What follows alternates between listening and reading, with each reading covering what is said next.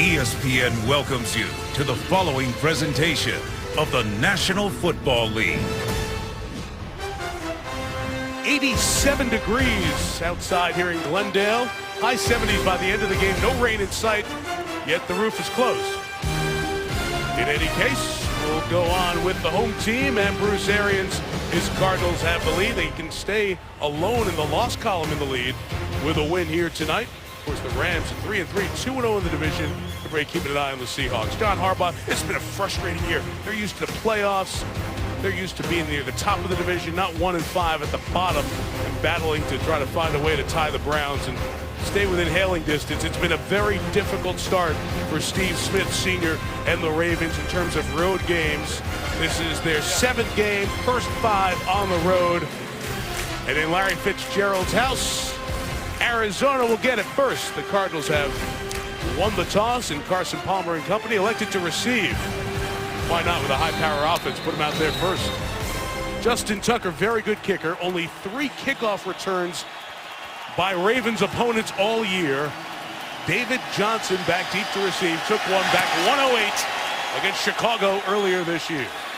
Won't get his hands on that one, and Palmer and the Cardinals will start at the 20-yard line.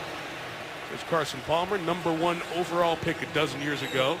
Chance to move into the top 20 in all-time passing yards. He makes career start 150, and John, it's been much different and successful here with Arizona compared to Oakland, the last stop, or the original stop in Cincinnati. Yeah, Mike, and his knee is healthy, and that right arm is alive and well rested. The system fits him perfectly. It's very aggressive, and he's got a real good supporting cast.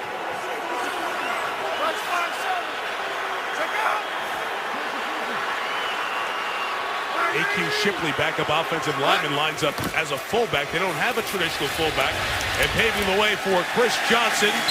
Once a 2,000-yard rusher, he gains about 6 to the 26-yard line. Blocking for Palmer, Jared Valdir, and Mike Upati strong on that left side. They want tough yards. They go that way.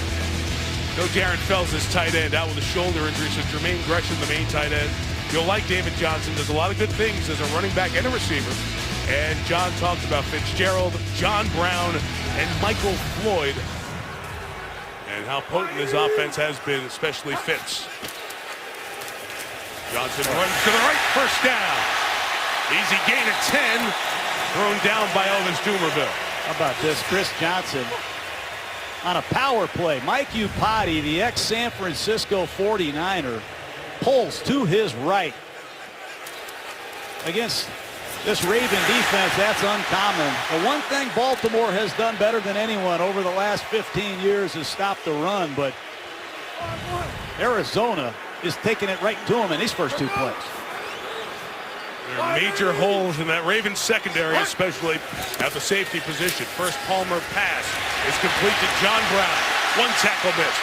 First down, Brown. Gain of 11 for John Brown in his 2nd year out of Pittsburgh State. Well, it's great timing, and they're comparing this young man to a young Marvin Harrison, and that's saying something. Timing pattern,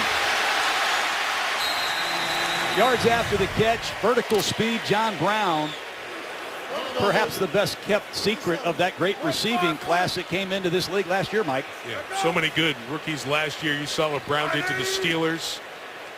Trying to do what A.J. Green did to the Ravens earlier this year. Deep drop, Palmer. Brown again. First down again. Right in front of Jimmy Smith. It is very easy for Arizona here early. Jimmy Smith is struggling. He had that Liz Frank foot injury last year. I don't know if he's 100% healthy, but he's playing off coverage, and John Brown eats the cushion up and wins in transition. And Carson Palmer, with excellent protection, knows that John Brown can beat Jimmy Smith in one-on-one coverage.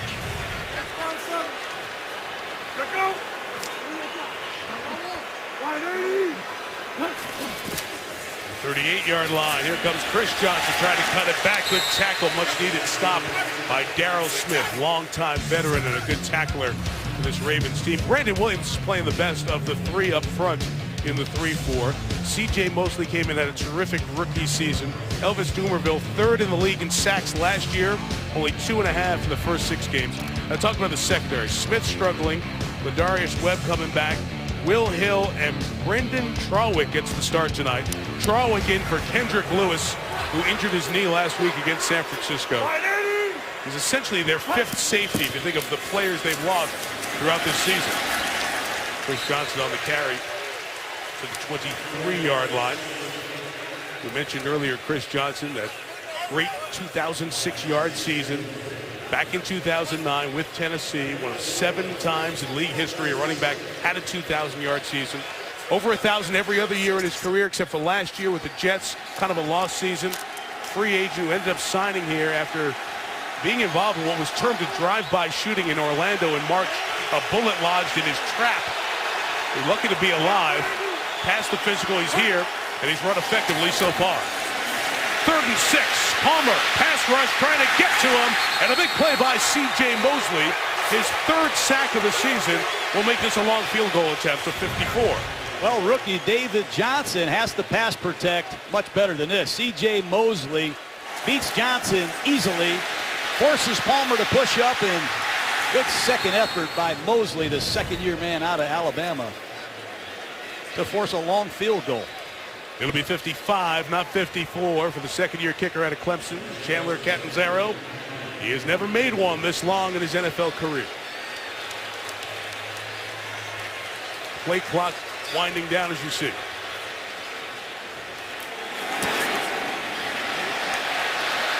And it's wide right, no good. So after strolling down the field on the first 5 plays, the linebackers, the inside linebackers for Baltimore, come up with 2 big plays, a run stop, a sack, and Catanzaro's wide right from 55.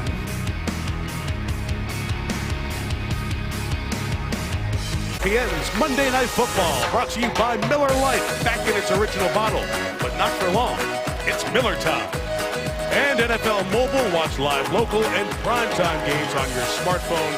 Go to NFL.com/mobile. Of Sedona, some beautiful sights here in the desert. Our coverage tonight from Spider Cam is brought to you by DirecTV. First drive for the Ravens. They haven't scored a point on their opening drive of the game all season. Flacco to Juszczyk, the tight end, and a gain of nearly 10. That was the first play of the first half and the second half last week. A pass to Juszczyk from Joe Flacco, unflappable Joe Flacco. And that's been hard to say with what's been going on. The guy's won the Super Bowl MVP, gambled and cashed in with that big contract. Johnny starts with a 119th consecutive game, 5th longest in NFL history. Got to start fast. If they could get something here, it would be a huge confidence builder for this offense. Jeremy Ross in motion. Justin Forsett up the middle. Big run, Forsett. Back-to-back 11-yard gains. First downs for Baltimore. When Jeremy Ross comes into the game, watch the jet sweep. This time, he comes across the formation. The Arizona Cardinals took the cheese and they handed the ball to Forsett instead of handing the ball off to Ross. Good deception in his first couple plays. You're seeing shifts, good personnel usage. First down, Ravens.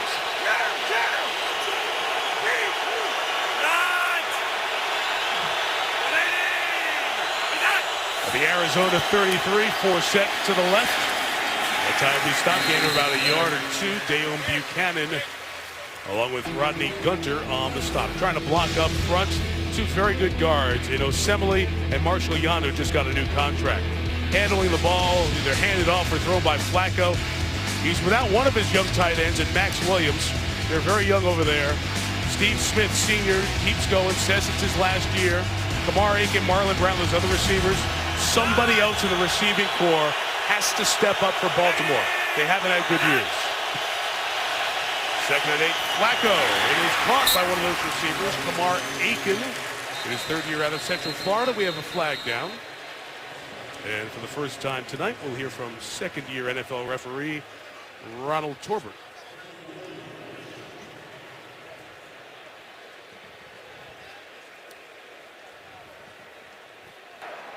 Personal foul, unnecessary roughness.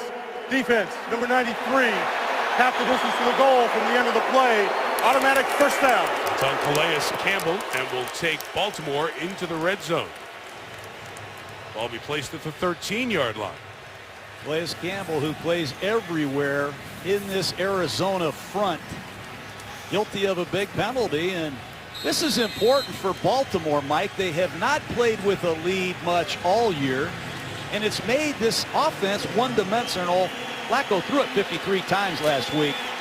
This is an impressive start. Let's see if they can capitalize. Forsett is the back. 3 first downs on this drive. As many as they've had on opening drives all season. And they send it to the eligible John Urschel, the lineman Urschel, inside the 8 to the 7-yard line. So, John, when you're struggling on the opening drives, do anything you can, including throw it to Urschel. I love it. Get into an unbalanced line, bring Steve Smith across the field in motion, and throw a throwback screen to an offensive lineman. You're seeing it all. We have a late flag down that was thrown, and then a hat thrown down to the play. Boy, John Harbaugh and the Ravens are very conscious of reporting and properly reporting after the issue in the AFC divisional playoff in Foxborough last year. And if this is one of those ineligible questions, boy, would they be frustrated by that. Illegal formation by the offense. Number 64 was on the end of the line, did not record. That's a 5-yard penalty. Replay, first down. He looked right at him. You can read Harbaugh's lips. He wants to talk to the official.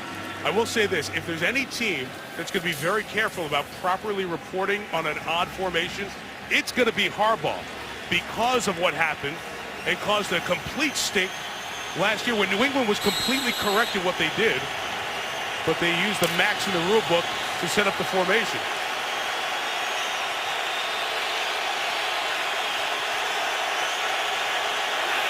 Wow, 1st and 15 after the flag. Flacco fires, complete, flag down. Steve Smith, senior, thrown down by Patrick Peterson, and they're going to see a lot of each other tonight. The flag was thrown by one of those wing officials who's watching the DB and the receiver. They got Patrick Peterson here for pass interference. There are fouls by both teams on the play. Holding, offense, number 72. Holding, defense, number 26. Those fouls offset. We'll replay, first down.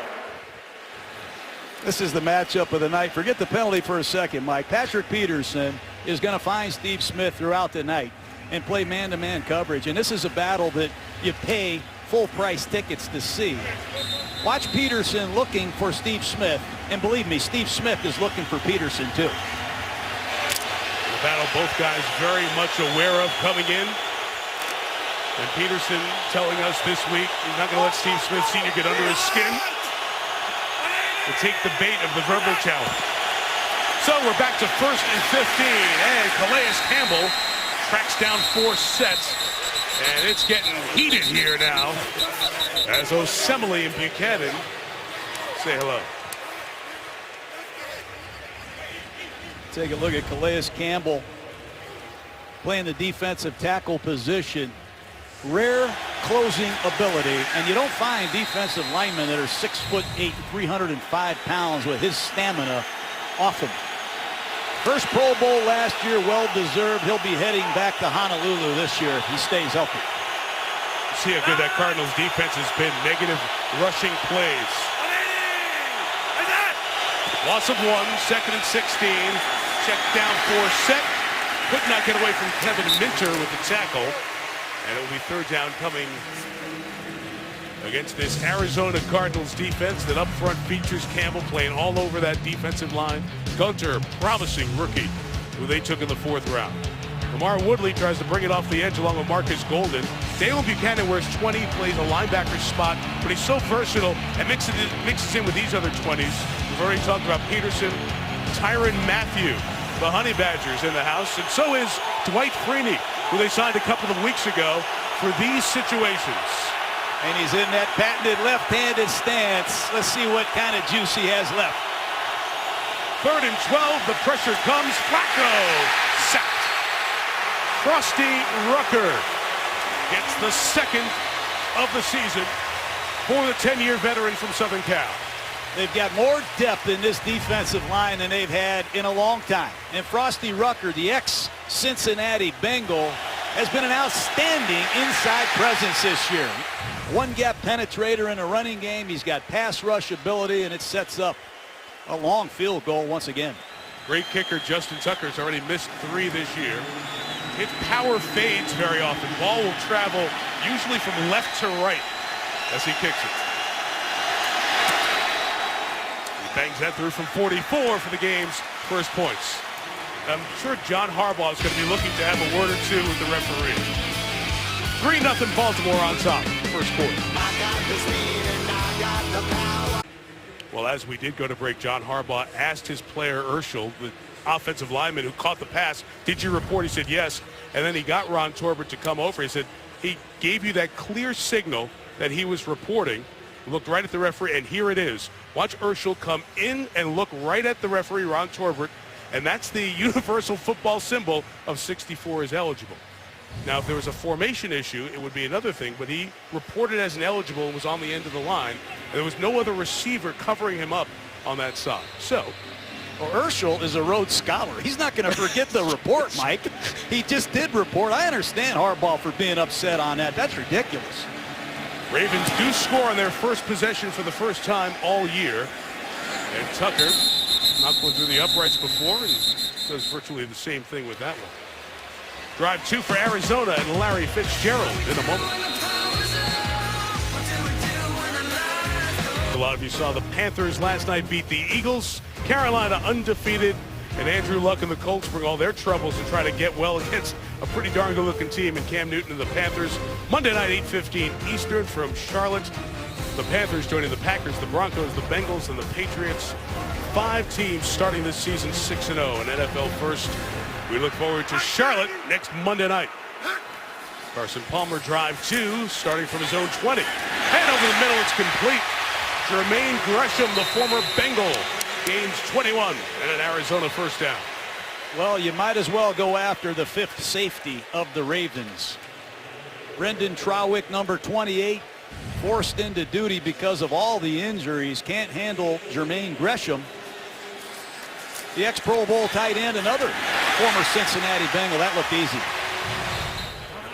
Trawick has mostly been a special teams player in his 3rd year out of Troy. In because of the injury to Kendrick Lewis, and they've lost a bunch of other safeties during the year. Palmer back at it, climbs the pocket, looking for Michael Floyd. Inside the 30, Floyd pushed out of bounds to the 27. It's a gain of 32. When you have speed like John Brown, you can use it in a lot of different ways. He clears it out deep, and that allows Michael Floyd to work the vacated zone underneath. A beautiful corner route by Floyd, who's now healthy. Mike, Floyd hasn't done much yet this year. He had a terrible hand injury, broke 3 fingers, but he averaged 18 yards a catch last year. They have 3 men that can go get the ball deep.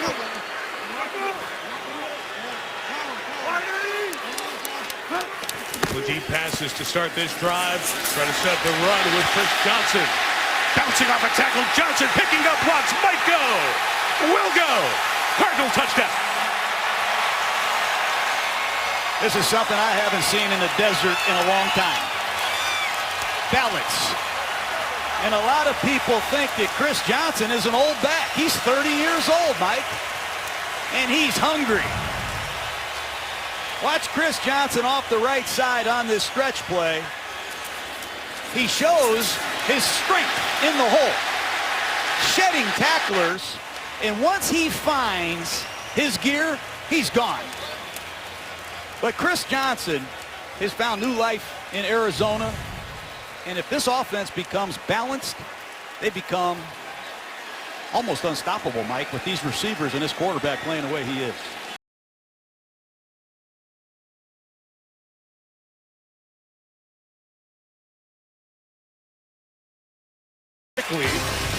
Just a minute 26 after the Baltimore field goal, capped off by the touchdown for Johnson.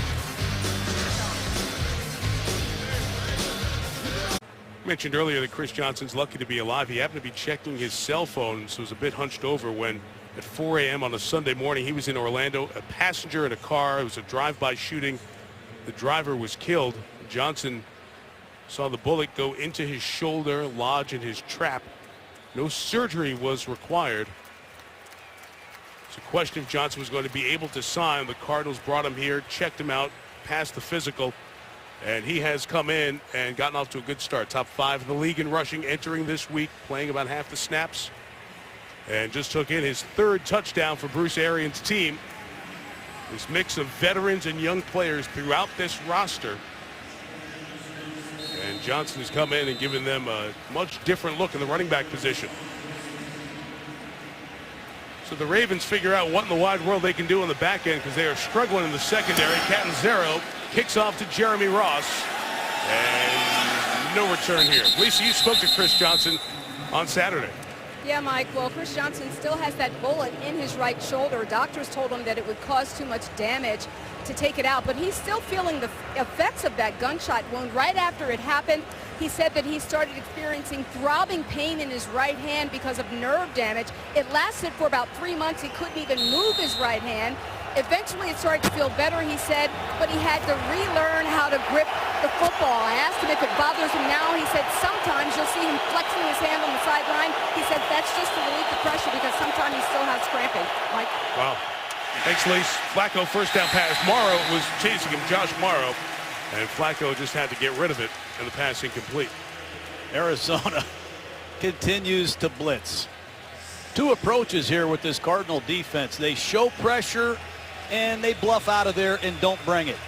And every once in a while they're still bringing their well-known pressures, Mike. They have the coverage people to handle one-on-one in the back end all across the board. Powers, Peterson, and the Honey Badger can get it done. 2nd and 10 for set. Good job finding space. Nice blocking with those 3 receivers in the bunch on the right side. Forsett gains 8 yards. So you all know what happened with Ray Rice, and Justin Forsett ends up becoming the back last year, and he goes to the Pro Bowl. 1,266 yards, 5th in the league. Truly a journeyman back. You see that he was there with the Seahawks, backed up Marshawn Lynch for a bit, went to Houston for a year, Jacksonville for a year. He's never the featured back anywhere. Got here and did a great job for Baltimore last year, and he's off to a good start again this season. 3rd and 1, pressure up the middle. The flag is down, stopping the play before Marcus Golden, pulls down Forsett. There was no play. There was no play prior to the snap. False start. Offense number 44.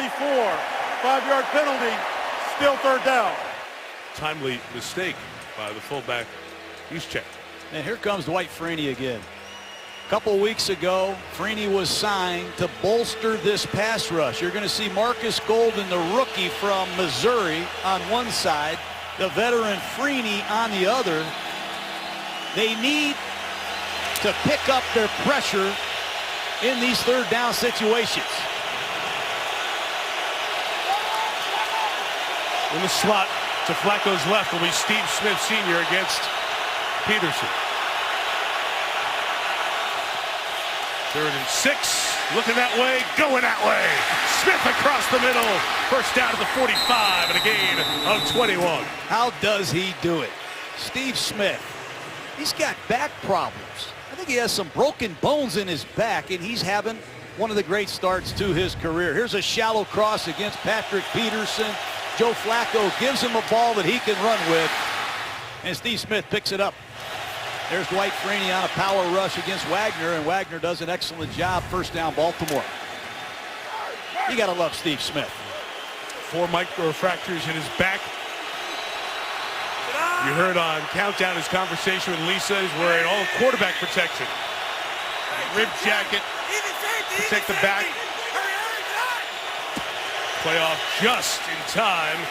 And Forsett got away from 2 and lucky to get a yard out of this as Dayon Buchanan stops him. It's what you see Joe Flacco do a lot in this running game.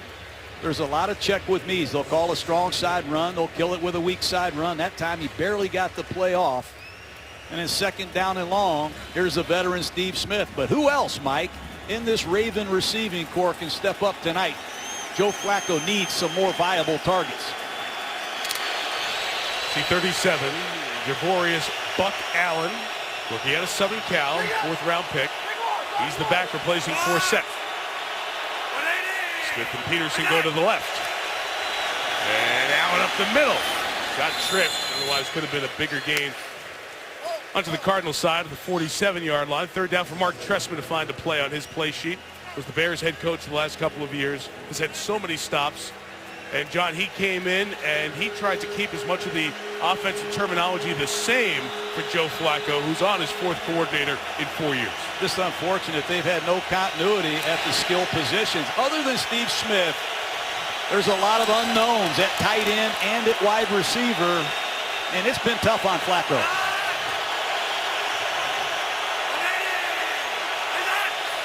Third and 3, pressure up the middle. Buchanan goes up in the air. The pass is caught by Nick Boyle, the rookie out of Delaware.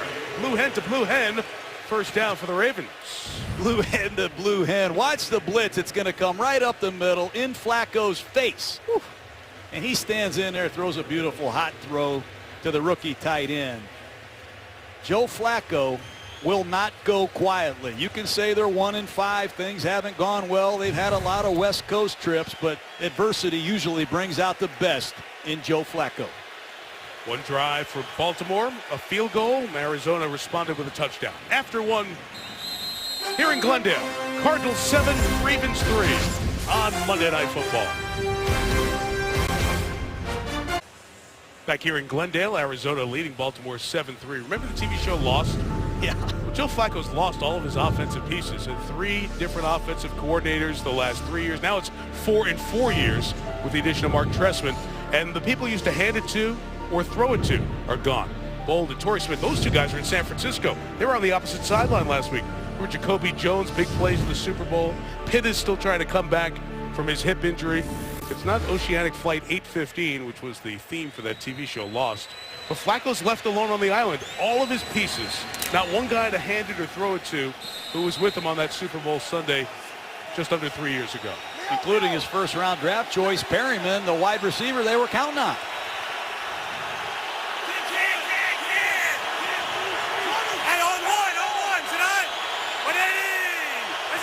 A good start for the Ravens. First and 10 for the 38. Well, you lose yardage there as Buchanan gets in to stop Forsett for the loss of 1. John, how tough is that on a quarterback? You have no idea how tough it is when you have 4 different offensive coordinators in 4 years. That's why I called the plays when I was coaching, because I didn't want to replace the coordinator every year. Gary Kubiak not only left and went to Denver, he took 3 coaches with him. So everything's new every year to Flacco, and you're telling me he's got a brand new supporting cast? Good luck. Sometimes those small things are the difference in all these close games they've lost. Second and 11, pressure up the middle. Flacco throwing deep, and it's Givens who couldn't hang on. The Honey Badger, Tyrann Mathieu there in coverage. Givens had to step on him.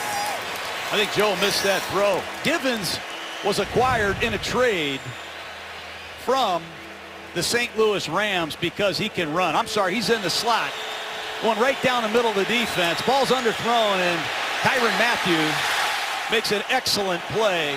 How about that hang time? But Flacco underthrew Givens. He had him. As the ball came down, I believe it hit his shoe and stayed up in the air. Could have been intercepted. In any case, it is 3rd and 11. Cardinals bring 4. Ravens block it. And Flacco finds Smith, as he's done so many times. First down, Steve Smith, senior. Credit the Raven offensive line. This group is intact from left tackle to right tackle. They give Flacco time to step up in the pocket, and he hums a strike to Steve Smith. Just watch the pass protection. There's no one near Flacco. Good timing. I'm convinced Steve Smith lists his victims, Mike.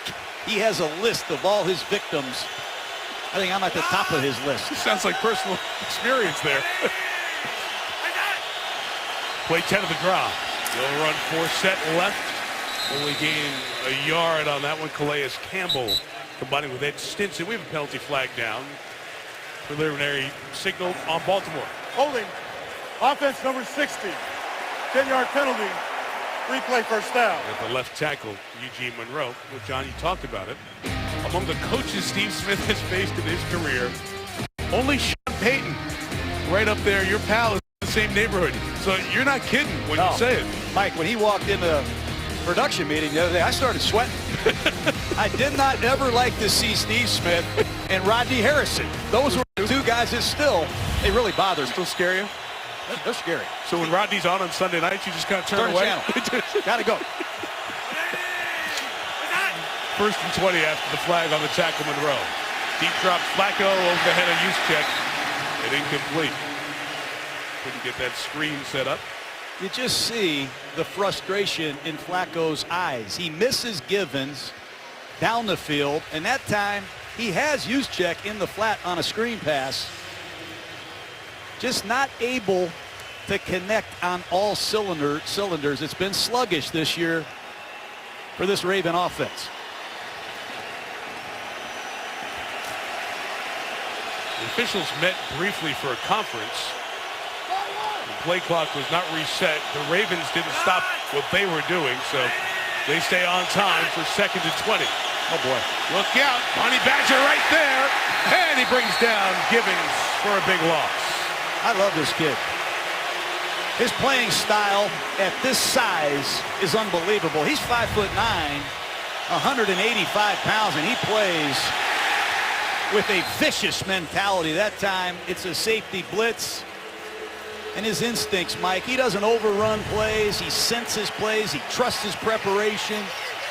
And he loves the big lights. Going to be a great one. They lost 8 yards on that play. Prior play, you had the penalty. Arizona has to take a timeout because they have 12 players on the field. Don't want to get caught here. Right now, Baltimore's out of field goal range, but only a few yards away from getting Tucker close. ESPN's Monday Night Football is brought to you by Navy Federal Credit Union, federally insured by NCUA. Gillette, 1 Pro Glide refill, up to 1 month of comfortable shades. And ESPNFanshop.com, which is powered by Dick's Sporting Goods. Hello, Acuna, great artist who carves pumpkins in the Enchanted Pumpkin Garden over in Carefree, Arizona. So his handiwork there as we get to the Halloween season. The weekend, I should say. So they're at the 40. From here, it's a 58-yard field goal. Tucker is one of the strongest legs in the league. On 3rd and 27, the Ravens would serve themselves just getting 10 yards and try to get even closer for Tucker. Arizona blitzes. That's why they run 4 set, and he can't get away from it. Chased down by Calais Campbell. Let's see what Harbaugh will do. 58-yard field goal from here, so they will punt. That's a great call. That's a great call. They're going to bring a blitz off the left side. You'll see Tyrann Mathieu in the charge, but it's Calais Campbell. And that range that he has, that's uncommon at the defensive line position. This man can run. At 6'8", 300 pounds. Some very good punters in the AFC, especially the AFC North. Sam Cook, outstanding. 2nd in net in the NFL this year. Fair catch signal made, and will it be stopped at the goal line? Trying to keep the toes inside the line and keep the ball from breaking it. I think it looked all good there. Darren Waller started it. Anthony Levine finished it off. Has 99 yards to go for Arizona. You mentioned Cook, one of the outstanding punters in terms of net. Bailed out Flacco and company on that one.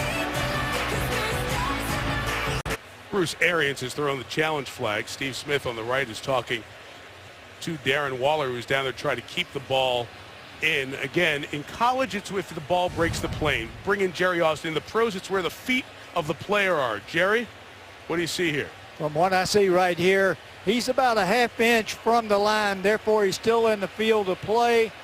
Forget where the ball is. It's the feet of the man that's going to possess it. And once it's possessed and then releases it, the ball becomes dead. That's going to be the key right here, Jerry. Is he touching the line or is he on the good side of the line? Is there anything definitive to say he is touching? Because the ruling on the field was that he was not. That is correct. And the ruling here is they have to have irrefutable visual evidence to change it. So Ron Torbert's been in conversation with the Game Day Central in New York, and we'll have the conclusion to see where Arizona has it. After review, the ruling on the field stands. Arizona will be charged with their second timeout of the half.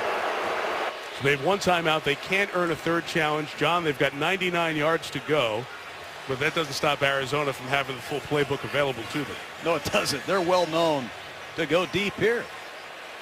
If the look presents itself in a predictable running situation, Palmer will throw it. What does irrefutable mean, Mike? I think you got to be sure.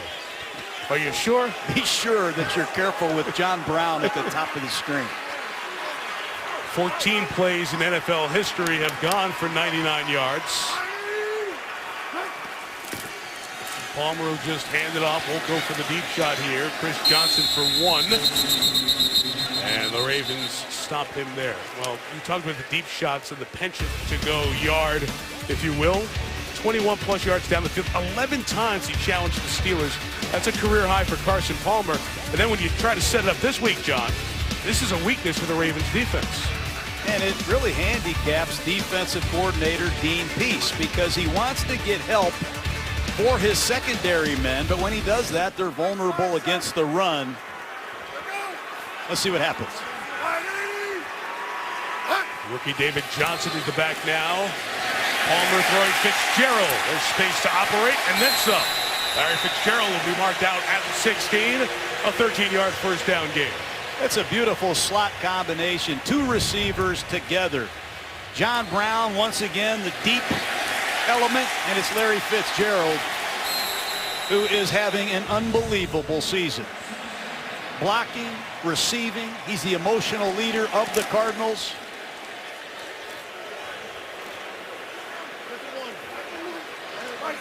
He's rolling 170 in a row now in his 12th year out of Pittsburgh. And a career best start through 6 games for Fitz. Chris Johnson left. Gain about 2 yards. You know, Bruce Arians, he's been around, Mike. 63 years old. This is his 13th stop. And I bet he's having more fun calling running plays than he's ever had before. Last year, just 3.5 yards, less than that per carry. But this year, it's the balance in this offense that has opened up his playbook, and it changes every week. He's got an extensive game plan. And here's the first time they've been in that no-back set that he's known for. Andre Ellington jumps out, so it's 5 receivers for 2nd and 6. You see how Palmer, hook right, is covered, takes off in the middle, and Carson gains 3 yards to the 23-yard line before being pulled down by his fellow veteran and Chris Canty, now in his 11th year in the league. Every week, you're going to see 10 to 12 shots of no-back formations, and it's important defensively. Watch the Ravens. They're going to show blitz. You don't know who's coming and who's going. That time they had a strange blitz. They saw number 54, Zachary Orr, a backup linebacker, obviously blitzed the wrong gap. And it's these errors that they've made on defense that have been very frustrating to this Raven coaching staff. You can just see communication here. Darryl Smith's trying to get his guys lined up. They're all over the map with confusion. And the timeout is taken by Baltimore. It looked like there was nobody to cover J.J. Nelson. Timeout Ravens.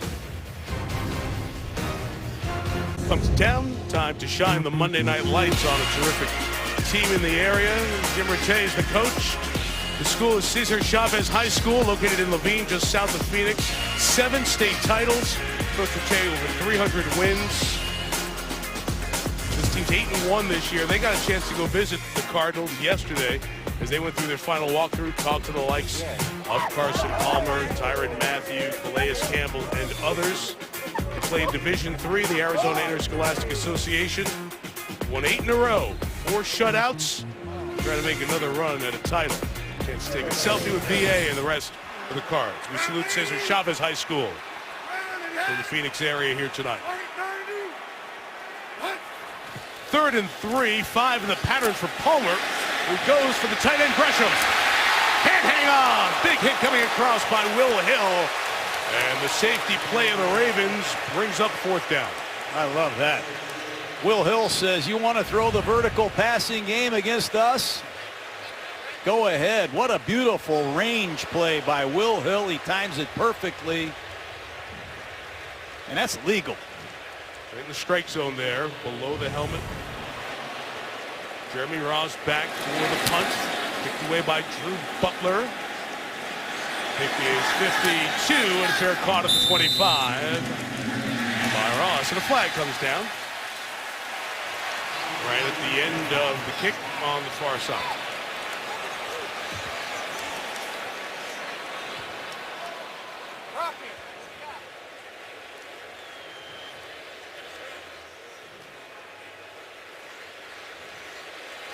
Illegal block in the back on Trey Walker. And Jerry Rossburn, veteran special teams coach, will talk to the player that'll push it back for the Ravens when we come back. Well, Tyrann Mathieu, there were questions about his size coming out of LSU, and then questions, would he be mature enough to do it on a down-in, down-out basis in the league? Not from a football standpoint, but with the other decisions. Remember, he was dismissed from LSU. But Tyrann Mathieu has come into the league and battled injuries his first couple of seasons, and this year is having a real breakthrough season. Hope you got to see John's visit with Tyrann Mathieu from Monday Night Countdown. A great, knowledgeable football player who really seems to have his act in order and has done a sensational job on the field in the first 6 games of this Cardinals season. The 16, it's Flacco. The pressure up the middle, Woodley chasing him, and Flacco throws, look out! Big hit, but it's rather Justin Forsett who hangs on after Rashad Johnson hits him. Gain of about 4. A lot of speed in his Arizona secondary. They play at least 5 defensive backs at a time. That time, Rashad Johnson, another SEC defensive back, read that the whole way for the big hit. His second down is 6. Peterson, Mathieu, Rashad Johnson, and Gerard Powers played at Auburn. Very tight-knit group, a lot of speed. Look at the whole SEC network in the back end here for the Cardinals. There's Powers who came up. War Eagle. You have to appreciate cornerbacks that tackle. Everybody talks about Carolina, their corners tackle. You'll see Powers come off the left side and form fit Justin Forsett for nothing. That's impressive when you can get your corners to be physical presence people off the edge. Nice work. Ravens can't run it so far. 10 for 19 yards. So this secondary gets a chance to show what they're made of. Flacco has looked for Smith in these pressure shots. 3rd down. And underneath it's Ross this time. Got a block from Smith. They'll get the first down right near the 30-yard line. Bruce Arians is saying that should be offensive pass interference on Smith. Oh, when Jeremy Ross is in the game, it's going to be a quick screen, a jet sweep, or a reverse. Watch Steve Smith. Is it or isn't it legal? I don't think it is, but he's not blocking, he's just getting in the way. You can block within a yard or so. If you are contacting and blocking 2 yards from the line of scrimmage as a receiver, and they've been very good about calling that this year, just getting in the way is a tough one for the officials. First down, and Flacco with a shot, and Smith able to pull that one down despite the hit from Johnson at the 42-yard line, a gain of 28. It's a great job by Mark Trespin. They switched the release of these seam route runners, and Smith came clean. Watch number 14, Brown, and Smith, 89, switch on their release, and it's a great throw by Joe Flacco, and Steve Smith, no fear in the crowd, none. 3 for 67 for Smith. People have talked about him retiring after this year. He still says he's on pace to do that. Some folks said tough Ravens season, maybe they should trade him. Buck Allen with the run to the 30. Allen to the 27-yard line. First down run of 15 yards. Lisa, what's Steve Smith tell you about trade possibility this week? Yeah, Mike, he said he has no intention of playing for any other team other than the Ravens to close out his career. When he heard the talk, he talked to the Ravens, they talked to him, assured him they were not shopping him. But I asked him why he wouldn't even consider it to close out with a contender. And he said, look, if you're cashing it in week 7, then you don't have faith that we can turn it around. He said, we believe we can turn it around here, and I'm settled in Baltimore. This is the last team I'm playing for. He says he's going to hang him up after this year. Rashad Johnson, the safety, is out. Flacco comes to the near side in front of Patrick Peterson. It's caught by Marlon Brown. third-year receiver, undrafted out of Georgia. Minimal gain of 2. Look at Joe Flacco in the huddle. He's got Aiken, number 11. He was on the practice squad not long ago. He's got a lot of unknown receivers. You've seen Ross, number 10. You've got a rookie tight end. He's got a new offense. You're on the road. You got to credit Joe Flacco. He's been as much a teacher as he has been a quarterback, and he's got his hands full. Let's see if he can finish a drive.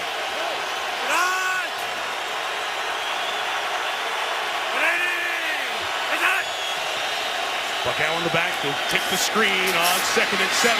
And he'll put his shoulder down. The rookie out of Southern Cal gets the first down at the 15, make it the 14-yard line. Wow, Buck Allen had a big year at SC. Real speed. Watch this sideline drill. I like that. Lower the shoulder. Don't step out of bounds. Don't get pushed out of bounds. Get knocked out of bounds. Unless the clock says differently. Good work by the young halfback. Forsett is back. Nice drive here by the Ravens again. Starting safety Rashad Johnson out 2 plays ago. 22 in red. Tony Jefferson in his place. Here's Forsett picking through. And Forsett into the end zone. And Baltimore on top. And Tony Jefferson at free safety can see why Forsett is in the Pro Bowl. Watch Justin Forsett. He uses his size to his advantage. He's going to hide behind his offensive line. He's going to cut this back, and he's going to find Jefferson one-on-one in the open field. And how about that move? Justin Forsett, that's worth a second look, Mike. Watch this. This guy's good back. He came out of nowhere, almost 1,300 yards last year, and that's what he's known for, making big runs. Got to credit the Ravens to come on the road after a tough West Coast trip last week to take the lead before the half. Is that the remote control? You renamed the remote control? That's great. I love it. Name the whole show after you at some point here. Tucker to make it 10-7. Speed off the edge by Justin Bethel. He gets so close to blocking kicks. Justin Forsett backing up the Pro Bowl season with another good one.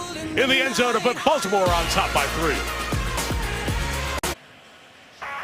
Of course, after the game, it will be SportsCenter at night. Scott Van Pelt, as always, after the Monday Nighters. Not only do we have Steve Young and Ray Lewis, Trent Dilfer, the former Ravens, those last two, and Steve Levy here, but SVP's got you covered. World Series preview, and Urban Meyer, head coach of the Rolling Buckeyes, will join Scott. So plenty ahead after we're done here in Glendale tonight. SportsCenter at night. Good drive. Flacco was 5 for 5, John. They went 84 yards down the field. Buck Allen with a big play. Smith with a big play, and the touchdown by Forsett. Baltimore's on top here, late second. Been impressive. Let's see what Arizona's made of. Keep hearing about all this talent. It's time for them to put it together. He's such a good kicker. Right through the uprights again. No return on the Tucker kickoff. When we talk about Larry Fitzgerald, who stayed out here in the desert after 11 years, thought maybe no more, maybe he would go somewhere else. But they figured out the contract. He's hit a position switch, and his first 6 games, John, those numbers, 43, 583, 6 touchdowns, all career best in the first 6 games of the season for him. He's what a pro football player is all about right there. I love coming to do Cardinal games and talking to him. Great perspective. Very thoughtful. Whole scope of the game. Had so many different quarterbacks through the ways after Kurt Warner. Here Palmer is in trouble. Nobody open downfield. Keeps it alive and just benches it. That's good coverage by the Ravens secondary. Doomerville tried to get to him. He was looking for his star wide receiver on a shallow cross. And Webb, number 21, gets some help from his linebacker teammate. And there's Elvis Doomerville. He had 17 sacks last year. He's staying alive. And that's a 5'11 guy, and 6'8 Belvedere is just kind of tantalizingly holding him away. No, you're not getting to my quarterback. Using those long arms was Jared. Andre Ellington in the slot. An underneath pass to the aforementioned Fitzgerald, a yard shy of the first down. They like these empty formations to get a pre-snap read for the quarterback. He sees this man-to-man all the way. It's a sharp slant pattern by Fitzgerald against the veteran Webb. And it sets up a 3rd down and 1. Baltimore has had a hard time defending play-action passes in these situations. But it looks like Arizona is going to throw the ball from an open formation. Gresham in the short motion, and they will throw it and go up top for Fitzgerald. Incomplete. So on 3rd and 1, where the Ravens had just been unable to stop anyone this year, they go for the shot, and they're doing a good job on 3rd down defense tonight. Well, they try to run a little pick play at the bottom of the screen. You're going to see John Brown come down and pick Webb, the corner who plays over the top. And this Raven defense, who gave up 48%, 31st in the league, has been off the field all 3 times on 3rd down. You got to credit this Raven defense. Good kick by Butler. Very good kick. 63 yards. Sends Ross back to the 17. And return to the 24. Ball comes out there. Buchanan a bit shaken up on the play as well. Let's see. It is Cardinals ball. The field judge pointing that it's Arizona ball. And there's a late flag as well. Justin Bethel, outstanding special teamer down there. Let's take a peek here as Bethel tries to pull it away from Ross. Is the knee down before the ball is moving? That will be the question. And this will be a very tight one. Ruled on the field initially as a turnover. We saw the point. See, that knee is down. We'll go piece the replays together. And there you see the contact. Buchanan got hit hard by Courtney Upshaw. The ruling on the field is that the ball was fumbled and recovered by Arizona. After the recovery, it was a dead ball. Personal foul, unnecessary roughness by number 27, Baltimore. That foul will be assessed half the distance from the end of the play. Arizona's ball, 1st down. Asa Jackson is the one who picks up that late flag. Not Upshaw who's involved in that play there. Now that is a turnover, so they'll take a look at it to see if the special teams Pro Bowler Bethel knocked it out. Ron Torbert, the referee, has looked. New York has had a look. Jerry Austin, twice Super Bowl referee, is with us, and we've watched the replays here in break. And here's Ron Torbert with the answer. Well, what we're going to see is the knee is so close to the ground. After review, the ruling on the field stands with the Arizona's ball, 1st and 10, the 12.5-yard line. There's not sufficient evidence to say whether he's down or not down. That's why they let the call stand, but his knee's on the ground. You don't have the best look of the ball. Here was the penalty that happened on the back end. There's a lot of back and forth with Britton Golden, the wide receiver, and Asa Jackson of the Ravens. Both look just as guilty. They pick up Jackson for continuing it on, so you have the turnover and tack on half the distance on the penalty. So the Cardinals have a golden opportunity to take the lead. Chris Johnson the back. Gresham stood up at the point of attack. Courtney Upshaw standoff, allow the other Ravens to get to it, and there'll be no gain. Welcome back, Chris Canty. Canty made a good play there to help on that stop. John, this has been, what the Cardinals told us, the problem they've had this season, especially against Pittsburgh, down inside the 20. Well, they had plays there. They just didn't make them last week. Let's see if they can capitalize on a turnover.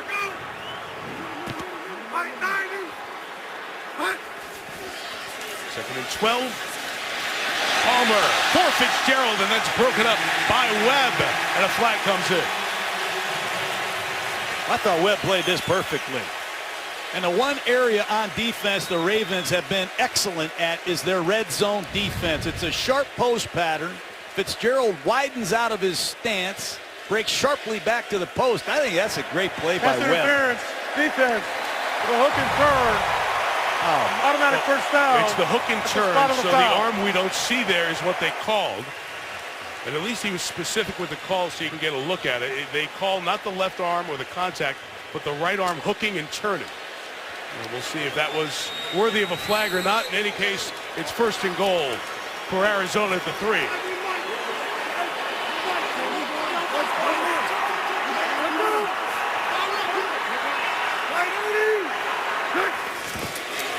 Fitzgerald blocking. Johnson stopped shy of the goal line as we get to the 2. I don't ever see wide receivers do what Larry Fitzgerald just did there, Mike. Want to run an isolation, get a fullback or a guard, but not many people use their Pro Bowl flanker. Wow. 2-minute warning here in Arizona. Turnover gets Arizona close. 2nd and 12 pass interference. You see the right arm of Webb? That's what they called as a pass interference because they said hook and turn. And it looked like that arm got there as the ball arrived. It's interesting. Jerry Austin, you, John, both don't think that should have been pass interference. It's 2nd and goal for Arizona here at the 2. Trying to take the lead. Palmer throws it back to the corner. Gresham. A lot of contact, and it'll be 1st and goal at the 1. That one was easy. Now they got the backup safety who has struggled. Trawick, 28. Larry Fitzgerald sells the running play, and that's clearly PI. A lot of penalties this year against the Raven defense. Pass interference. Defense, number 28. Half the distance to the goal from the previous spot. Automatic 1st down. And number 53, A.Q. Shipley, has checked in as a fullback. Must keep an eye on Jermaine Gresham, a huge tight end in these goal line situations. Going for him there, and the Trawick penalty will make it 1st and goal at the 1. That's 7 penalties on the Ravens in this first half.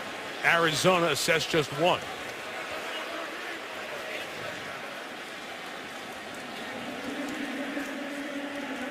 Eligible.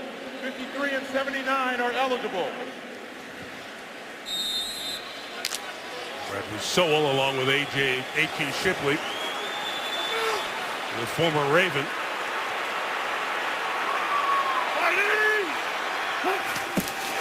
First and goal, and it is Johnson who is stopped. Loss of a couple of yards.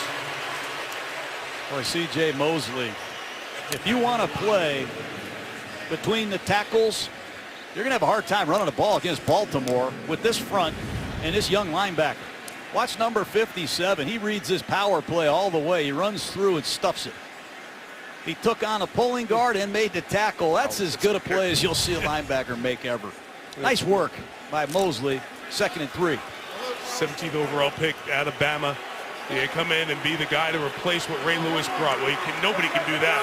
But he's held himself quite well in his first year plus. But now 2nd and goal. They'll spread him out and throw it for Fitzgerald. Incomplete. There was bumping and a rub and a lot of contact. And Fitzgerald couldn't get to the pylon. Now it's 3rd and goal.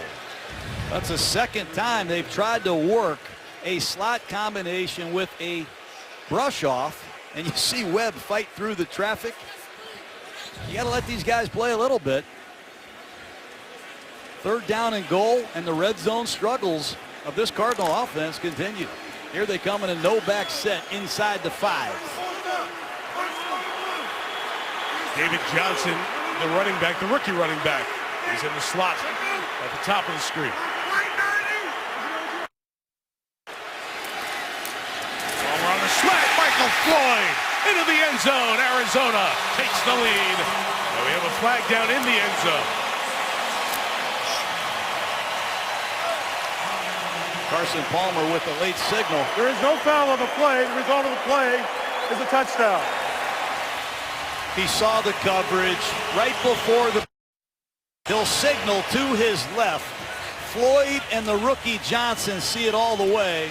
And Johnson runs clearance for Floyd. Watch 31. Johnson on the line of scrimmage. Break to the outside and brush off the coverage. And Carson Palmer with a beautiful quick release to give Arizona the lead. There's so much communication there, both the offense and the defense. And the big body of Michael Floyd at 6'2", getting in the way, getting in the end zone for the second time. Catanzaro has the extra point. 14-10, Arizona with a touchdown in each quarter. Back on top by 4. A touchdown thrown by Carson Palmer. First tonight, 15th on the season, as he makes start number 150. Trying to get his career record up to 500. We've seen it over the years in Cincinnati. There was some talent, there was some good plays, big moments, Chad Ochocinco, all that stuff. The knee injury, he just couldn't get over the hump. And then he says, that's it, I want out of Cincinnati. Goes to the Raiders. It was a disappointment there, but shows up here, John, and this record since week 8 of 2013, 17-4 in win percentage. It's right there with Manning and Brady and Rodgers, who played more because Palmer missed all that time last year with the injury. Yeah, I think it's his best chance to not only get to the playoffs and win, but it's his best chance to win a championship. He loves this offense.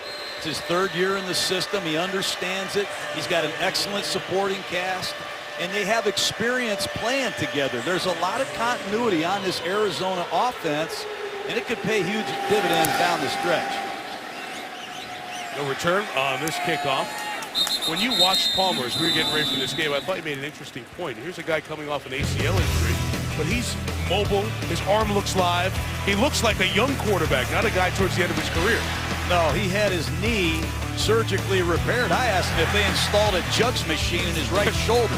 His movement in the pocket has been excellent, and his arm strength much improved because he had time to rest his arm, strengthen it.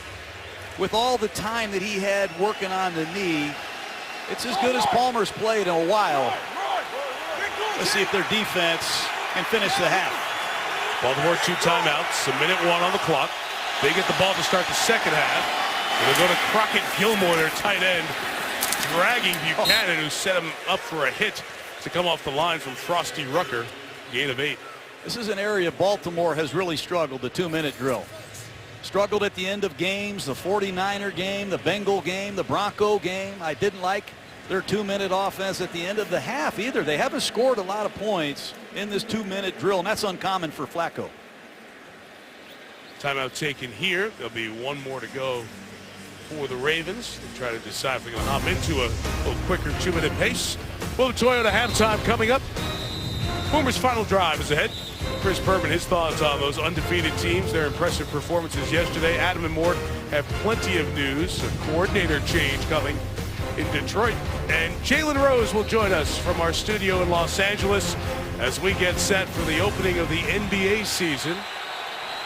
The league opens tomorrow night. We'll have a doubleheader Wednesday night on ESPN. Jalen will set the table for you at halftime. 2nd and 2, Flacco. That is behind for set, incomplete. It's 3rd down with 49 to go. Now look at this Arizona defense. Who would have thought that Lamar Woodley would be on the sideline in a 2-minute drill? The ex-Pittsburgh Steeler has come to Arizona, has pretty much just been a run defender. They're going with Freeney, Marcus Golden. Important they get off the field and take a lead to the break.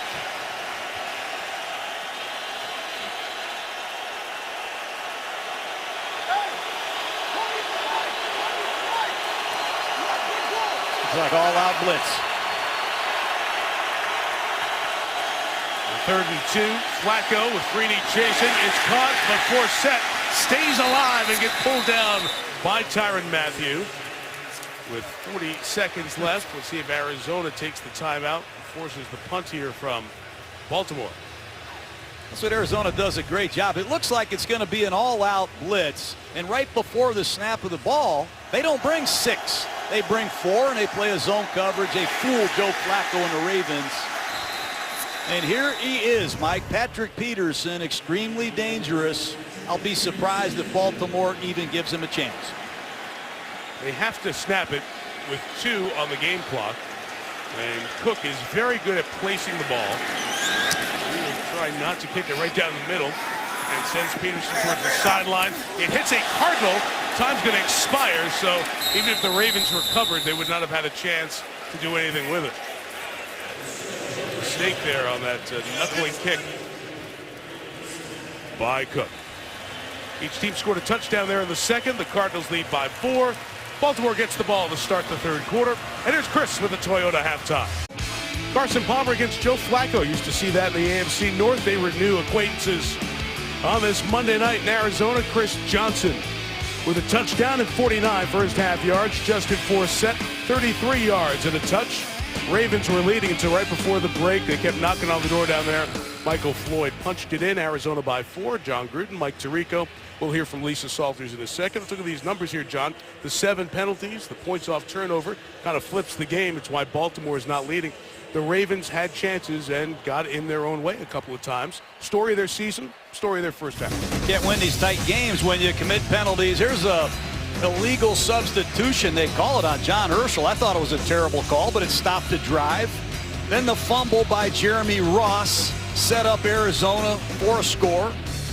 And then you see the pass interference call, quite obvious on Trowick, the young safety. Penalties, turnover ratio, a big reason why the Ravens are 1-5. They have struggled when they have been behind at halftime. Let's see if they can find a way to get a much-needed win on the road. Then we get the ball first to start this third quarter. And there is Jeremy Ross. Remember that snow game in Philadelphia, Detroit and Philly? Just a whole bunch of snow very quickly before that game. Ross had a punt return and a kickoff return for touchdown in that one. He was with the Packers. That success he had with the Lions, and now he is with Baltimore. They had to sign him after Michael Campanaro went on IR.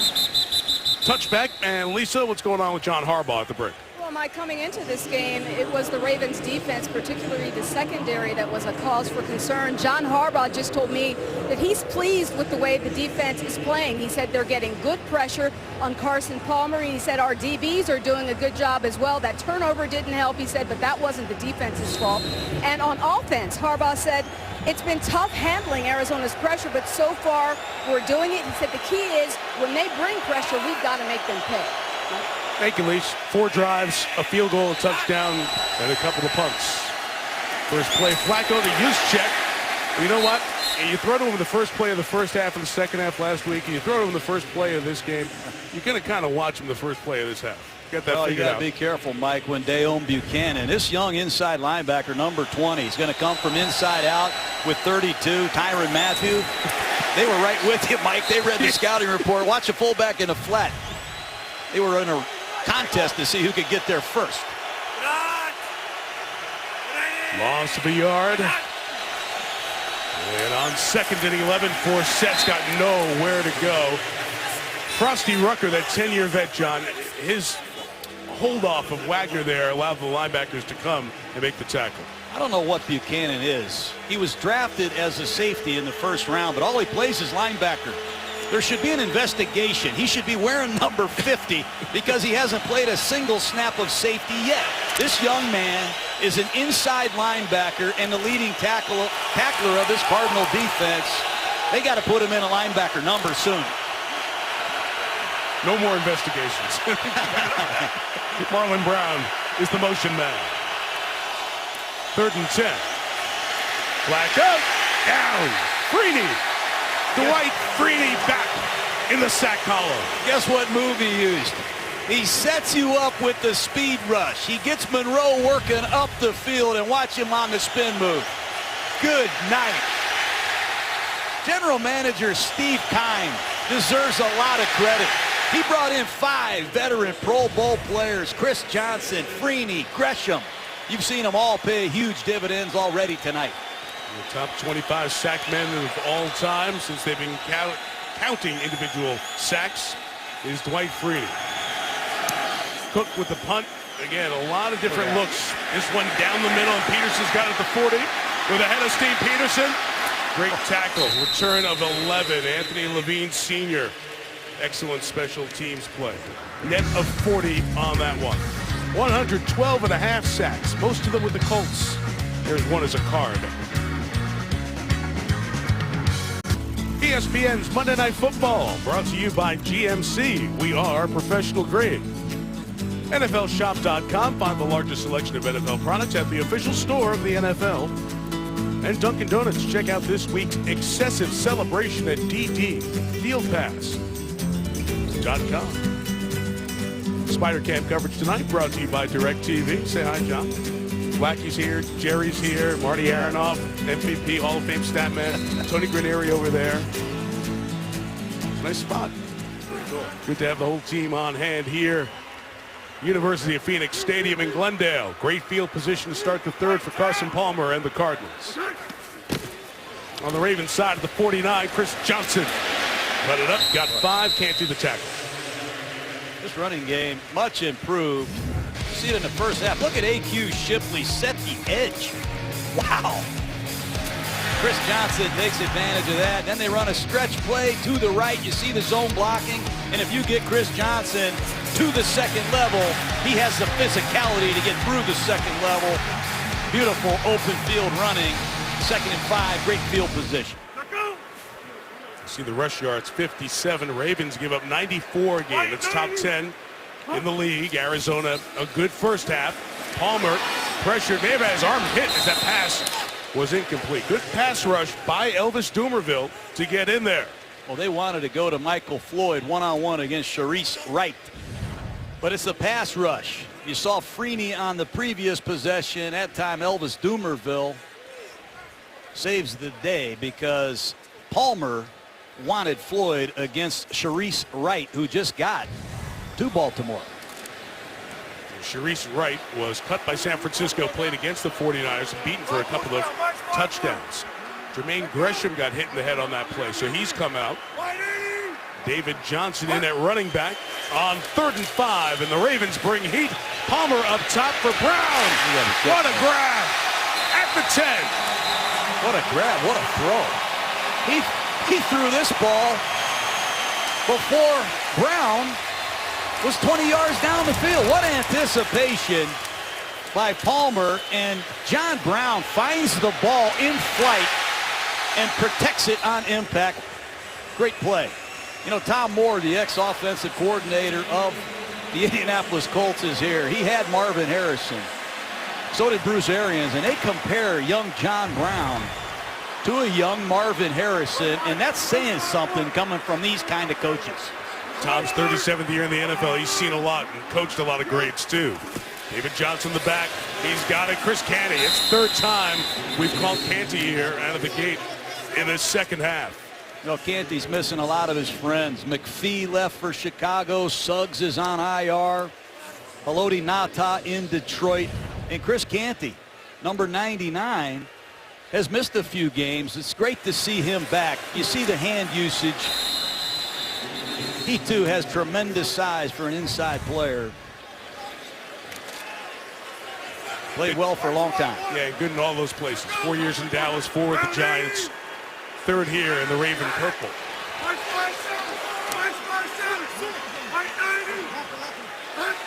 2nd and goal, 5 in the pattern. It's a slant, and it is cut off.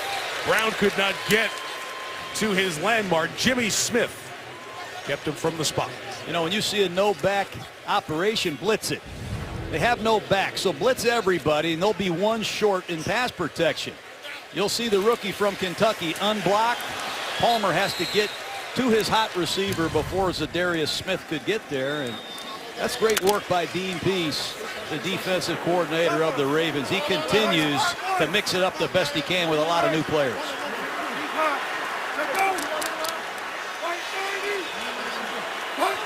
Third and goal. They bring the pressure again. This time he beats it with the slant. And David Johnson has the first down. The running back, who, John, for a rookie, has uncommon pass-catching ability. Oh, you show the same blitz 2 plays in a row. You force the ball to come out. This time Dumervil clean off the edge, and Palmer so quick with that release from the shotgun. So it'll be 4th and goal, and we'll get the field goal try for Catanzaro from 21 yards. That would have been a career long if he would have made the 55 that he tried earlier on. And Drew Butler will hold it.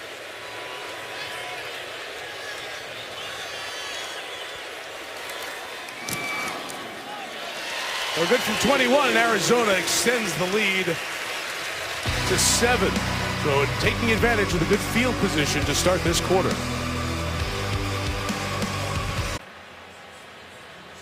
Arizona, the leaders in the NFC West at 4-2. Their losses by 2 to St. Louis and by 12 last week at Pittsburgh. Joe Flacco and the Ravens are right where they have been all season, in a close game. They have not been able to get over the hump except for the one overtime win on Thursday night in Pittsburgh. They beat the Steelers 23-20. 5 losses by a total of 22 points. It's the worst start in the 20-year franchise history of the Ravens, but as we've seen here tonight, they're not a bad team. Just got to find a way. Got to find a way to solve some of the quality in that Arizona secondary. Includes Tyrann Mathieu, John. He's unbelievable. He reminds me of a lot of the great players I've studied. I mean, Ronnie Lott, the greatest DBs of all time. One of my favorites, Rondé Barber, the best nickel corner I ever coached. Rodney Harrison drove me crazy. We couldn't block him. Fierce player. Charles Woodson, line him up anywhere on the football field. He's still doing it today. And I love Earl Thomas, one-on-one tackling ability in space. All these great safeties. I see a lot of those qualities in this young Tyrann Mathieu. He's special. Play action. Flacco first down underneath. He's got his tight end. It's a step by Boyle to the middle to the 31-yard line. It's a gain of 11. Well, just take a look at Mathieu, what he's done tonight. If you want to throw the ball deep, you need a guy that has recovery speed and range. He covers about 27 yards in a hurry to bat that ball down. He blitzes off the edge, big collision. And then he diagnoses plays extremely well. You see him close. He's got instincts, play speed, presence. And I love the fact Bruce Arians gave this kid a second chance. And I love to see guys take advantage of it. His versatility is going to come in handy. Gerard Powers, the starting corner, is out for the rest of the game with a left hamstring injury. On first down, Flacco chased by Buchanan, got away, threw it dangerously across the middle, and Boyle's got it for a gain of 4 yards. Dale Buchanan coming off the edge. You don't know what he is. He's wearing number 20, but he's really a linebacker. They love to blitz him. They love to get him against 4 set. You're going to see him stem on the line of scrimmage and bring it off the left side. And Joe Flacco barely gets this ball away. And it was Juszczyk, not Boyle. My mistake. Buck Allen there in the backfield now on 2nd and 6.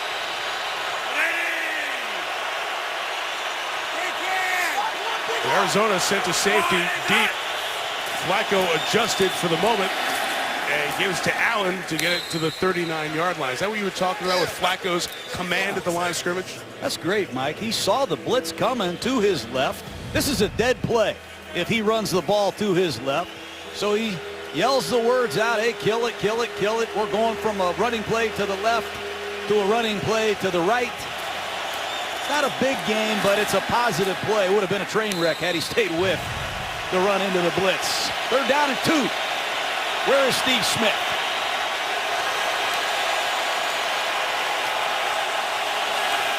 Anywhere Patrick Peterson is on these 3rd downs. 4 rush, Flacco underneath, and it's caught for the first down by Marlon Brown. He brought down shy of midfield. And Baltimore moving the chains here. A couple of first downs on this drive. And Mark Trestman, the offensive coordinator, West Coast background. One of the feature patterns is the shallow cross. And if you throw the ball a foot in front of the receiver's numbers, he has a chance to run with it. Nice work by Flacco. Sets up Baltimore with the first down in great field position. Justin Bethel, 28, is the player who has come in. Because of the injury to Powers, pressure from Mathieu. Allen picked it up. Downfield pass is caught out of bounds, though, as Kamar Aiken tried to get that 2nd foot down. You see Tyrann Mathieu come off the edge, and Buck Allen is 25 pounds bigger. But Mathieu hits Buck Allen with authority and almost gets to Flacco.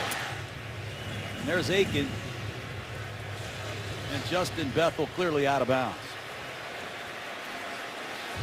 That YouTube video of Mathieu was hysterical. When the whole Honey Badger thing started, and every time he blitzes like that, I think of that video, just sneaking around, boom, attack. Just added a couple of thousand hits as people go back to watch that again. The 49 pressure picked up and dropped. Pass dropped by Brown. It's these kind of plays that quietly ruin the night for John Harbaugh and the Ravens. Catch the football, put it away, and then run. And you have a manageable 3rd and short. But now on 3rd down and long, on the road, in this noise, you're in trouble.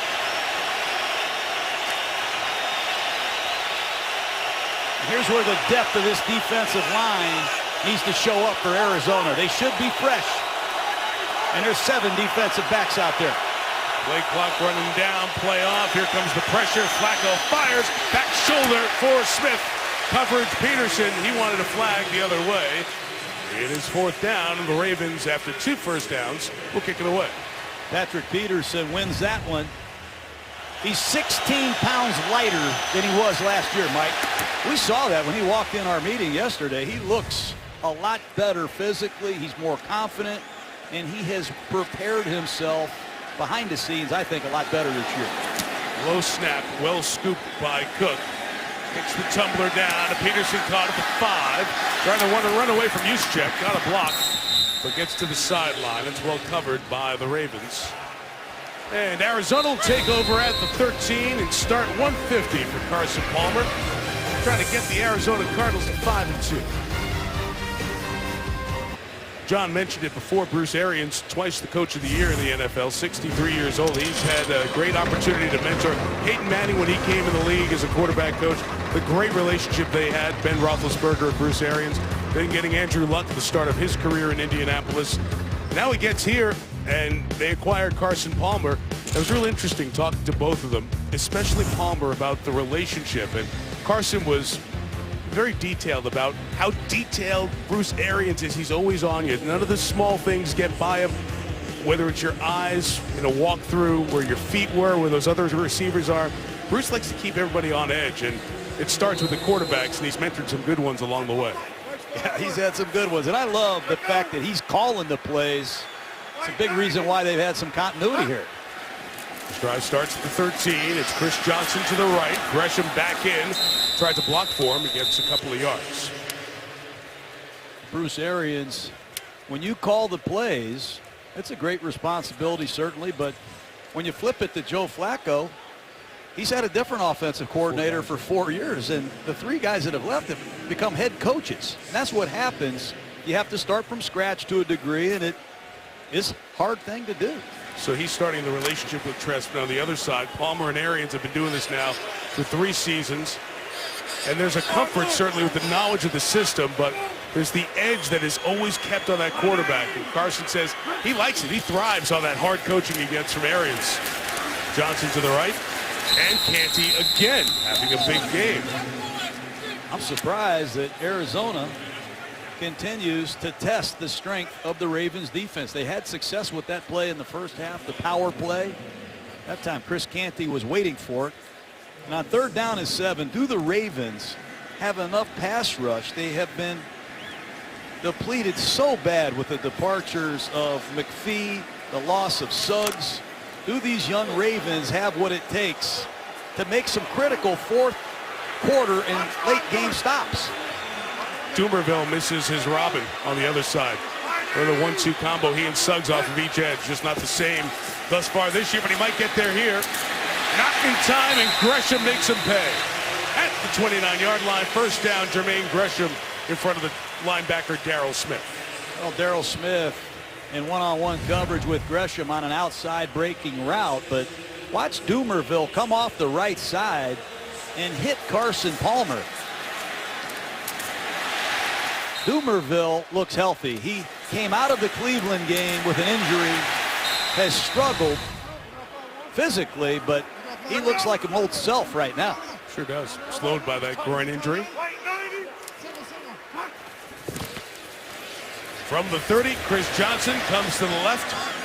Jermaine Gresham blocking again. Johnson may not have been down. He was not. Stays alive. And Johnson takes it inside the 10 to the 8-yard line.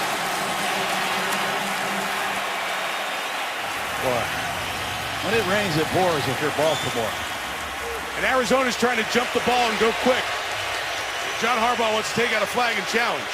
Yeah, no choice but to throw it.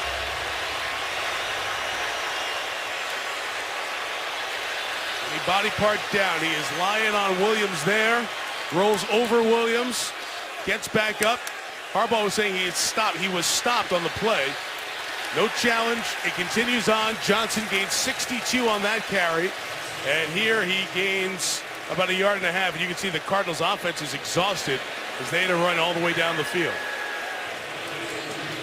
Well, Brandon Williams, the big nose tackle, makes a great lateral pursuit play, but he brings down Chris Johnson on top of himself. And Johnson has the presence to get up and go. And you saw Harbaugh, he was saying he stopped. And sometimes in those situations when everybody stops, they'll just cut the play there. It was very close. He rolled over and kept going. In real time, it looked different. No whistle was blown, and Johnson turns it into a big play. Palmer, pressure, out of the back. Nice catch. It won't count on Fitzgerald's stats, but 11 caught it in red. Looking for Jermaine Gresham, the big tight end. You got to credit Brendan Trowick, the young safety, who struggled in the first half. That time he does a nice job in coverage, setting up a big third down. And a lot of wide receivers have checked in. Don't be surprised if Palmer doesn't use that no back set again. And be alert for some hand signals to put these Raven receivers in the best position possible. So they broke the huddle, and there's a 4 official conversation going on. He was in the pocket and clearly threw it out of the back of the end zone. It's rare that you see that ever called as intentional grounding. I don't know if that's what they're discussing here.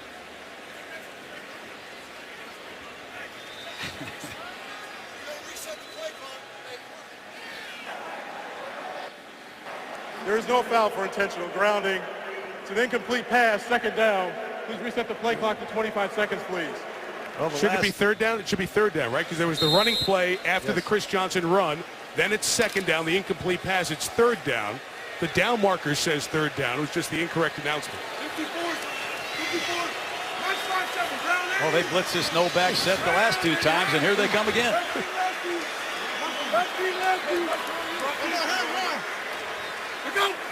Third and goal, Palmer.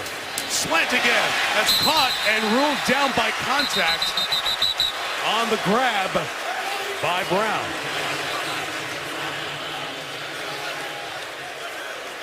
Another blitz by Dean Peace against this no back set. Let's see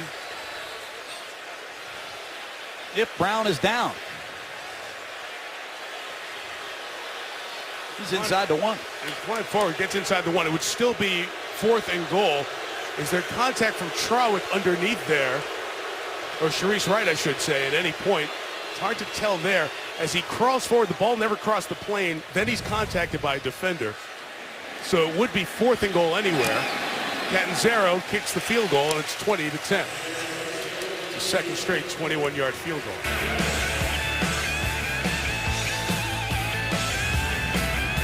You too can play official on TV. What a long run. Heads up by Chris Johnson. And off we go with opening night of the NBA season. NBA Countdown with Sage Steele and Doug Collins and Jalen Rose starts you at 7 Eastern. Then the Spurs and the Thunder.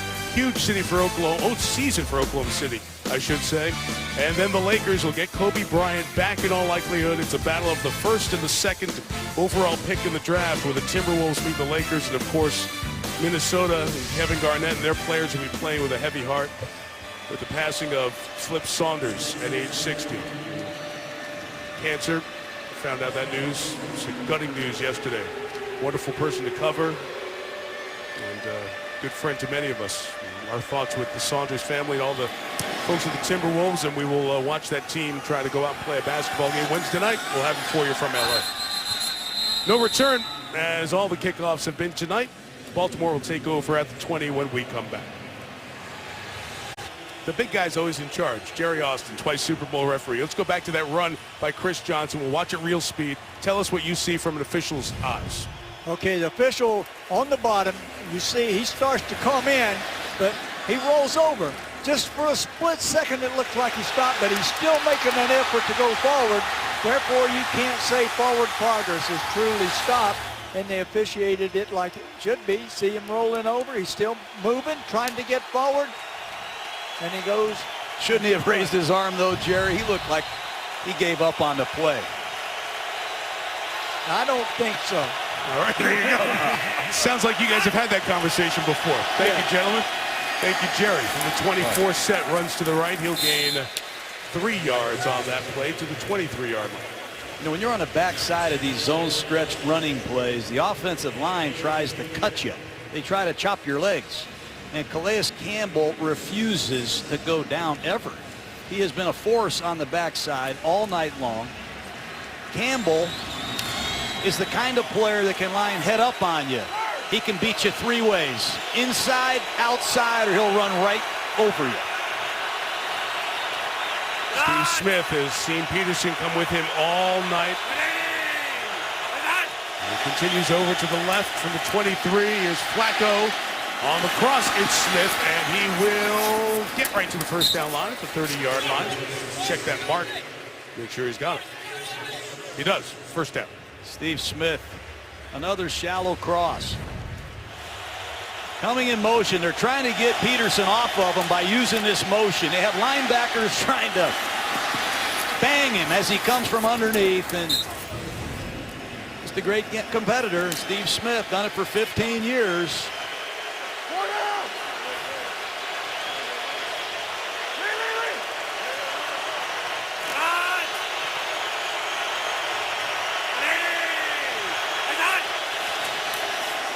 Just past the 30, it's back to Smith. They're trying to get him across. He and Tyrann Mathieu, little strong man battle there to the 34, gain of about 4.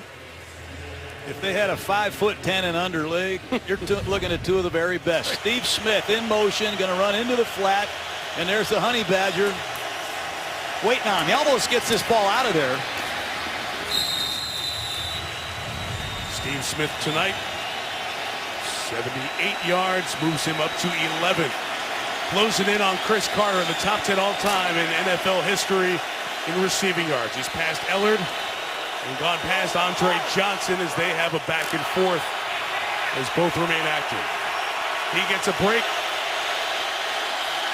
Flacco throw inside to Crockett Gilmore.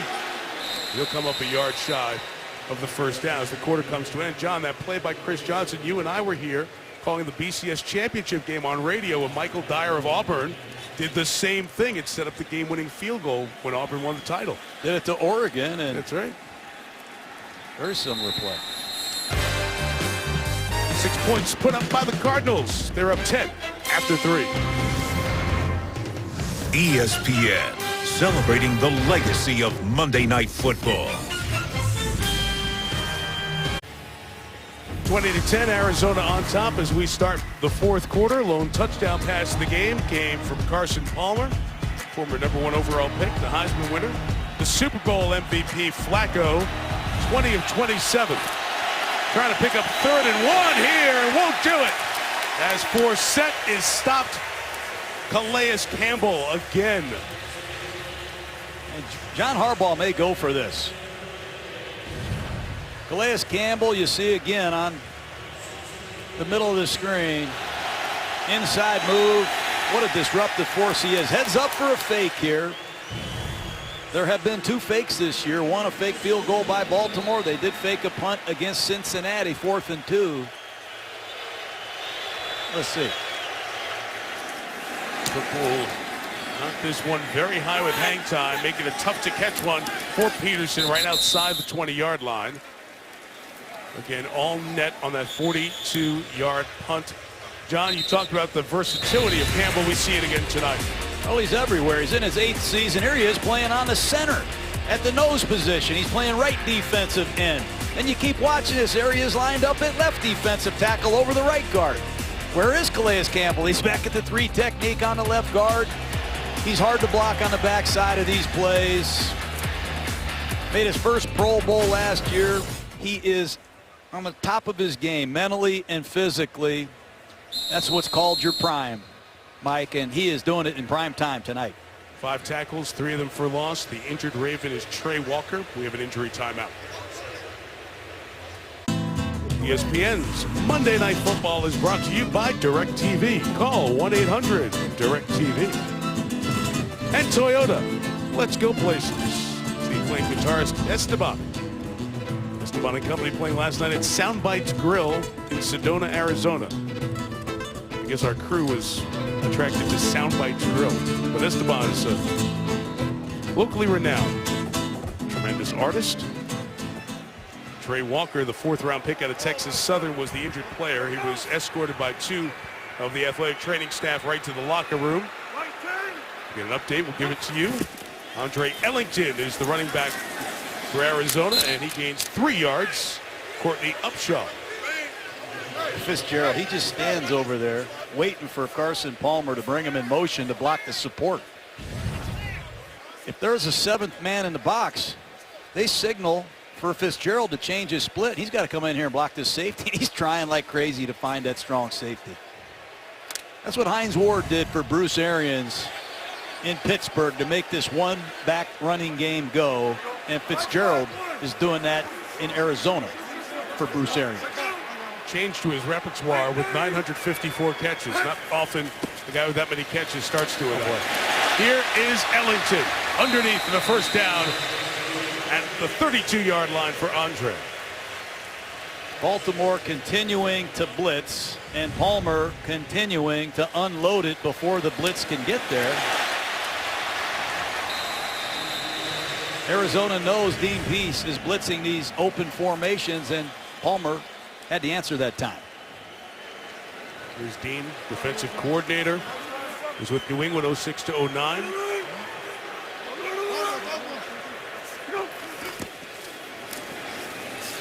Ellington with a gain of a couple. John, we talked to Dean Peace at our meeting yesterday, and you feel for him. You alluded to it earlier. With all the changes in the secondary, you've got all this knowledge and this desire to do things. You're just limited because you have no continuity in your secondary.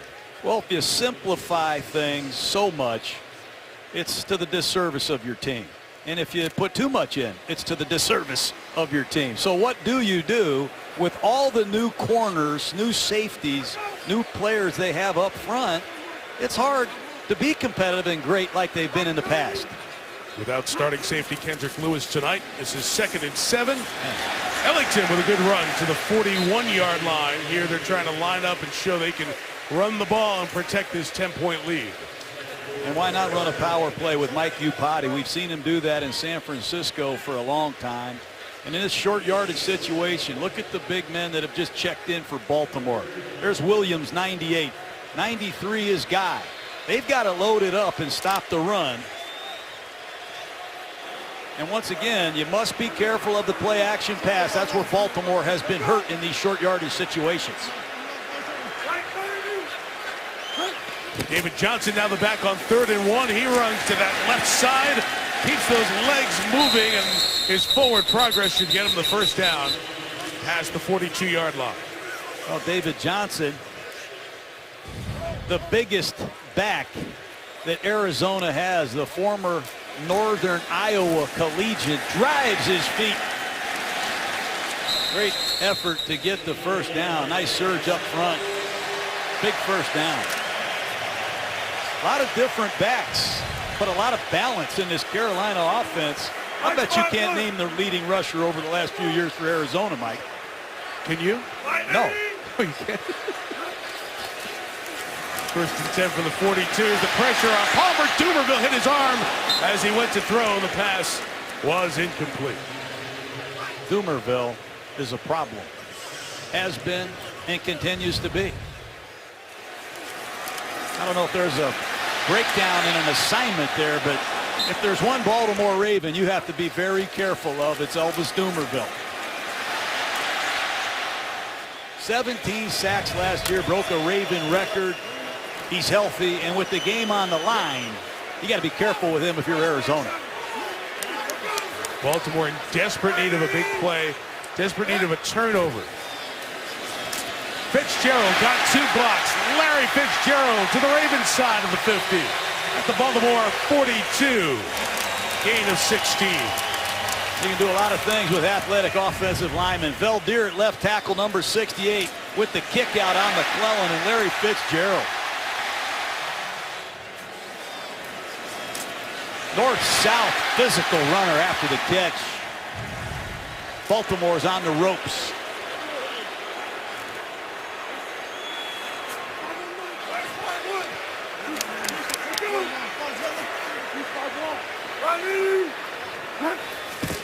Leading rusher last year, Ellington, play action to him. Palmer wanted the deep shot. He'll take Ellington, checks down out of the backfield.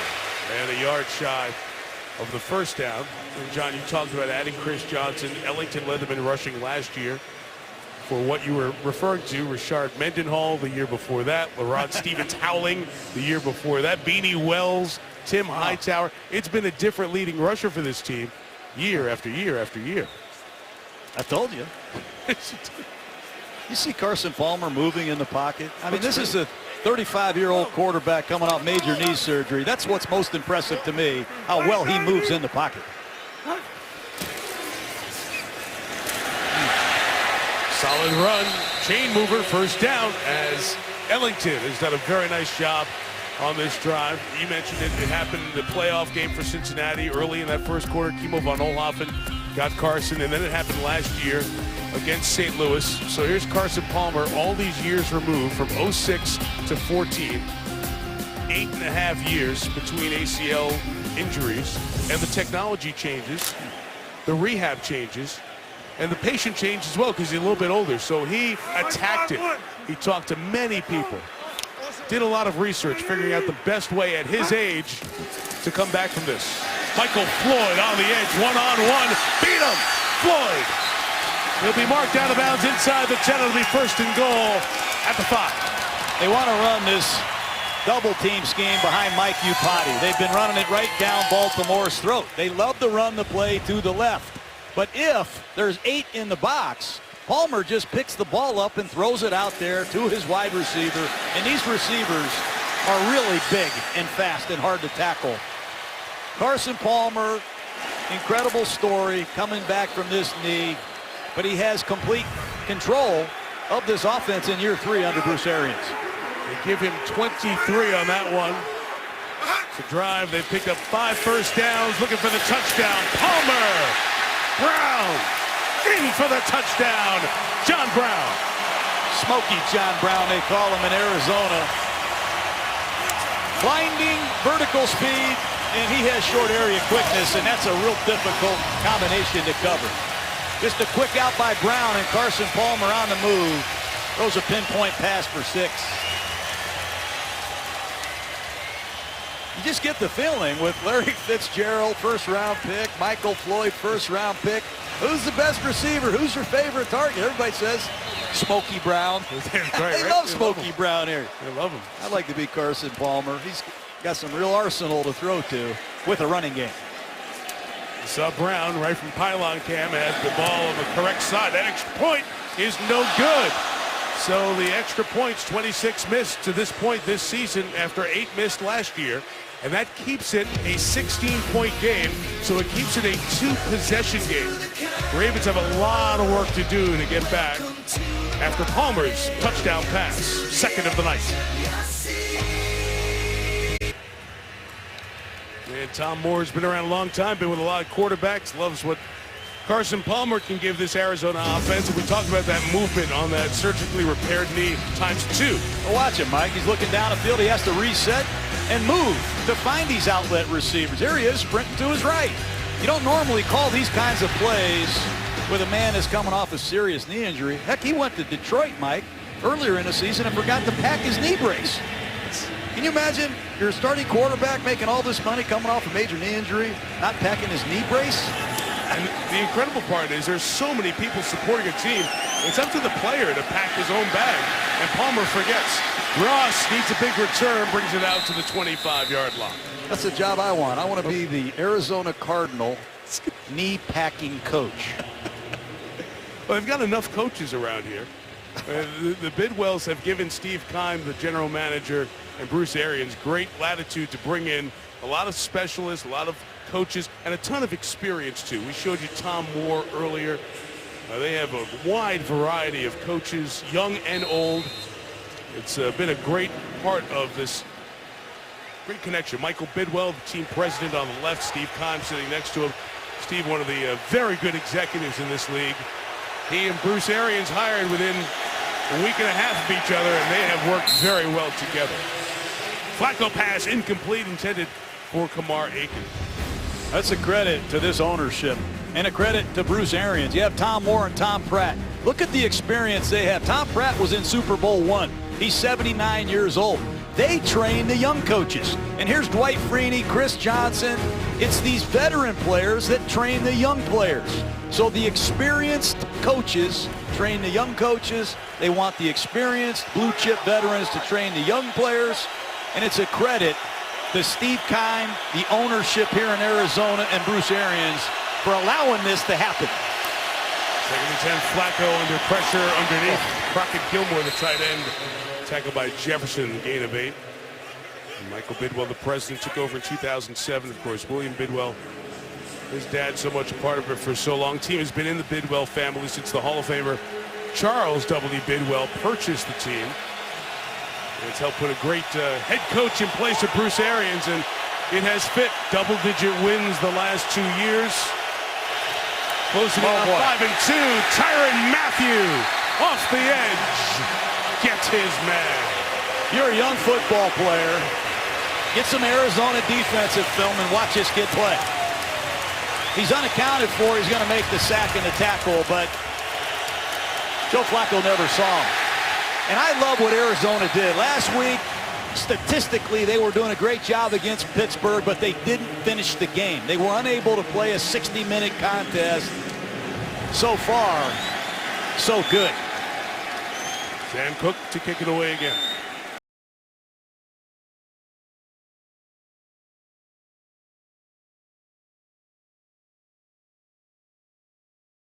It's 50 and out of bounds. They look ugly. These are on purpose. They're trying to kick every kind of odd-looking ball and make it hard for Peterson. Can't make it hard for I'll say it again, the Honey Badger. Tyrann Mathieu, imprint on the game again tonight. Arizona lost in the playoffs last year in Charlotte to the Panthers, and we'll be there next Monday night to watch Cam Newton and company try to go to 7-0 and see what's going on with the Colts and Andrew Luck. 3-4, a lot going on with that team. Tough schedule ahead. They desperately need one. We will see you from Uptown Charlotte next Monday night. Countdown, 6 Eastern time. We'll kick it at 8:15 Eastern. Up 16. It's been Ellington for a good part of this fourth quarter. He runs left 4-3. Well, he's in the AAA club tonight. He's had excellent accuracy. Ball is thrown perfectly. Incredible anticipation. Hard to coach this. This takes years of work. Wow, that's great. And when you get into a tough situation, have a quarterback that can change a play with an audible. He sees this the whole way. He keeps Arizona in the perfect play. He's throwing the ball with accuracy, great anticipation. He's audible when he's asked to, and he's been very, very good again tonight. Pressured here, and he'll go down. It's Zachary Orr, the undrafted second-year man out of North Texas, as the Ravens bring on the heat to try to come up with a big play in the final 6 minutes of this one. And as I compliment players, usually something bad happens at times. They give a great package of audibles and anticipation and accuracy, and he gets blindsided by a blitz. Not good timing. It's okay. It's not your fault, really. It'll be all right. Kiss of death. Ravens really have to make a stop here. David Johnson, the running back on 3rd and 15. He comes out of the backfield. He's being spied, but got away from Smith. Won't get the first down. It'll be 4 yards shy. Kept in bounds. That was Darryl Smith's purpose. He was waiting and waiting. Johnson ran away, but the secondary saved him. Well, you see what the young Johnson has in his legs. He has outstanding speed and great hands. And Chris Johnson, David Johnson, Andre Ellington, a three-headed monster in this Arizona backfield. Be very careful with Ross. As you said earlier, he's had a history in this league returning balls. Butler has a kick every game that he'd like to have back. Movement, drops it back 5 yards. Ball start. Offense. Number 55. 5-yard penalty. Still 4th down. Just the second accepted penalty against the Cardinals on the night. This is the one area that Arizona has not been good this year. Their punter has struggled. Butler has statistically been at the bottom of the league. They need him to pick up his play and help Arizona in terms of field position. Near the bottom of net punting. Big rush by the Ravens, and it is blocked with a flag down. It is scooped up and brought to the 1-yard line. Let's check the flag, though. It was scooped by Raheem Mostert. The block came from Asa Jackson, who was flagged earlier. And let's see what the penalty was. Holding. Wow. Offense. Number 82. That penalty is declined. Result of the play is Baltimore's ball. First and goal. The missed extra point made it a 2-possession game still. And here's the block. It's going to come off your left side.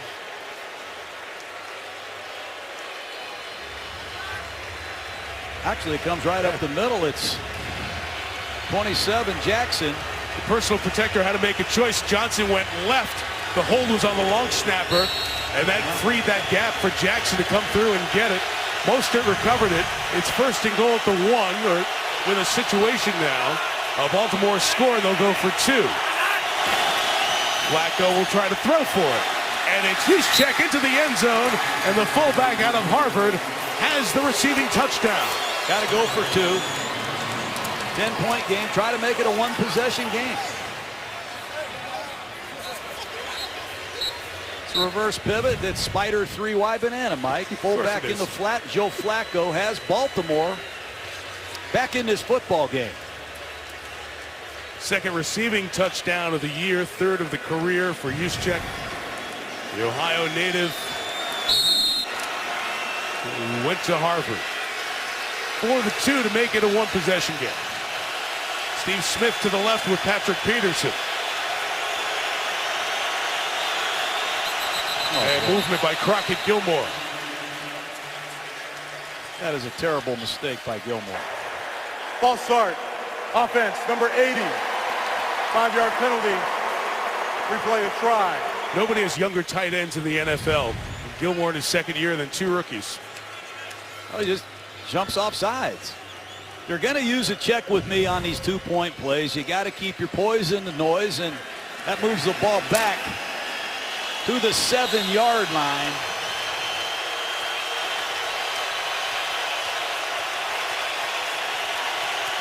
Backup corner at the bottom of the screen. Remember, Gerard Powers is out of this game. That's Justin Bethel. From the 8 for the 2, the pressure is picked up. Flacco slant is caught for the 2-point conversion. Nick Boyle Against the Honey Badger. How about Nick Boyle? You said it. Blue Hens, right? You know it.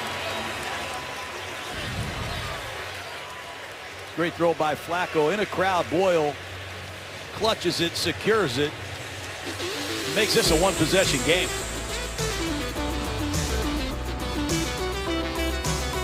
(26-18). The Ravens are back in it now.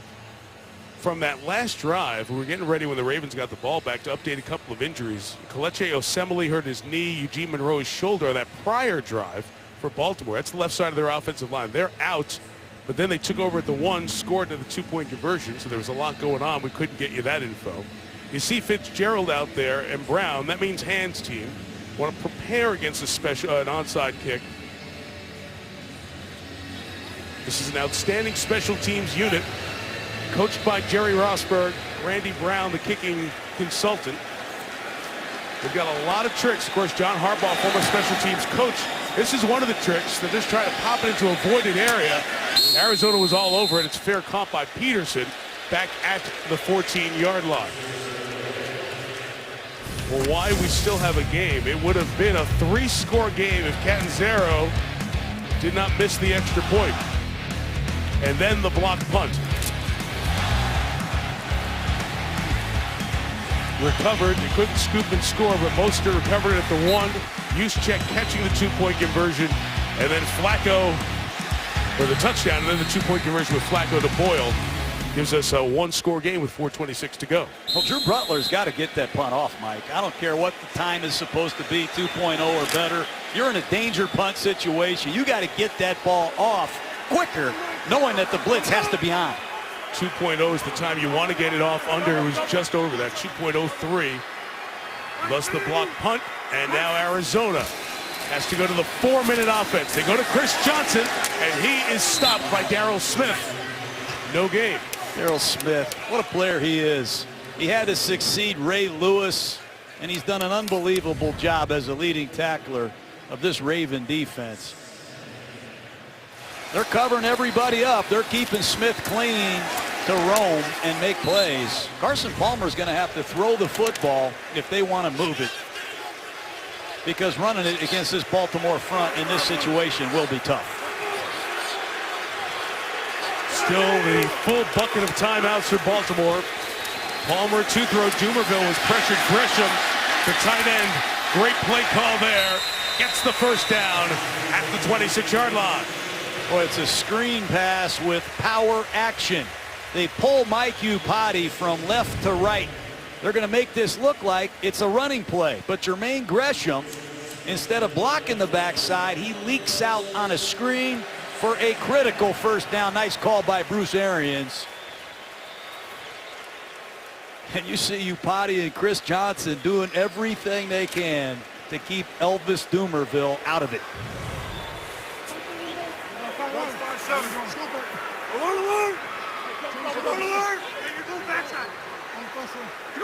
Inside of 3, we'll see if John Harbaugh uses his timeouts on this side of the 2-minute warning. Flag is down as Chris Johnson goes out of bounds. And if that's a hold on the edge, it would bring them back. It's like Gresham, Mike.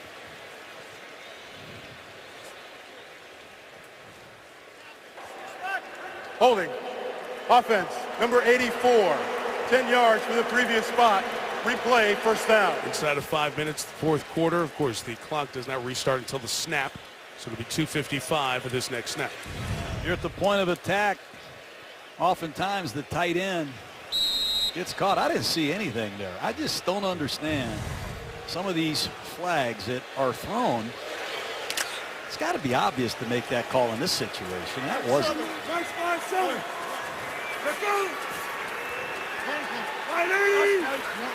So first and 20 from their own 16-yard line. Johnson, left timeout taken by Baltimore. You can always hear John Harbaugh right there in front of our sideline microphone, and it will be second down with 2:51 remaining here in regulation. John Harbaugh, this has been a season of close calls, and it's territory Baltimore is not used to. And John Harbaugh, Joe Flacco got started together. That's been his quarterback for every game of his NFL career. And they've won 6 out of their last 7 years, which is the tenure for these two, Flacco and Harbaugh together.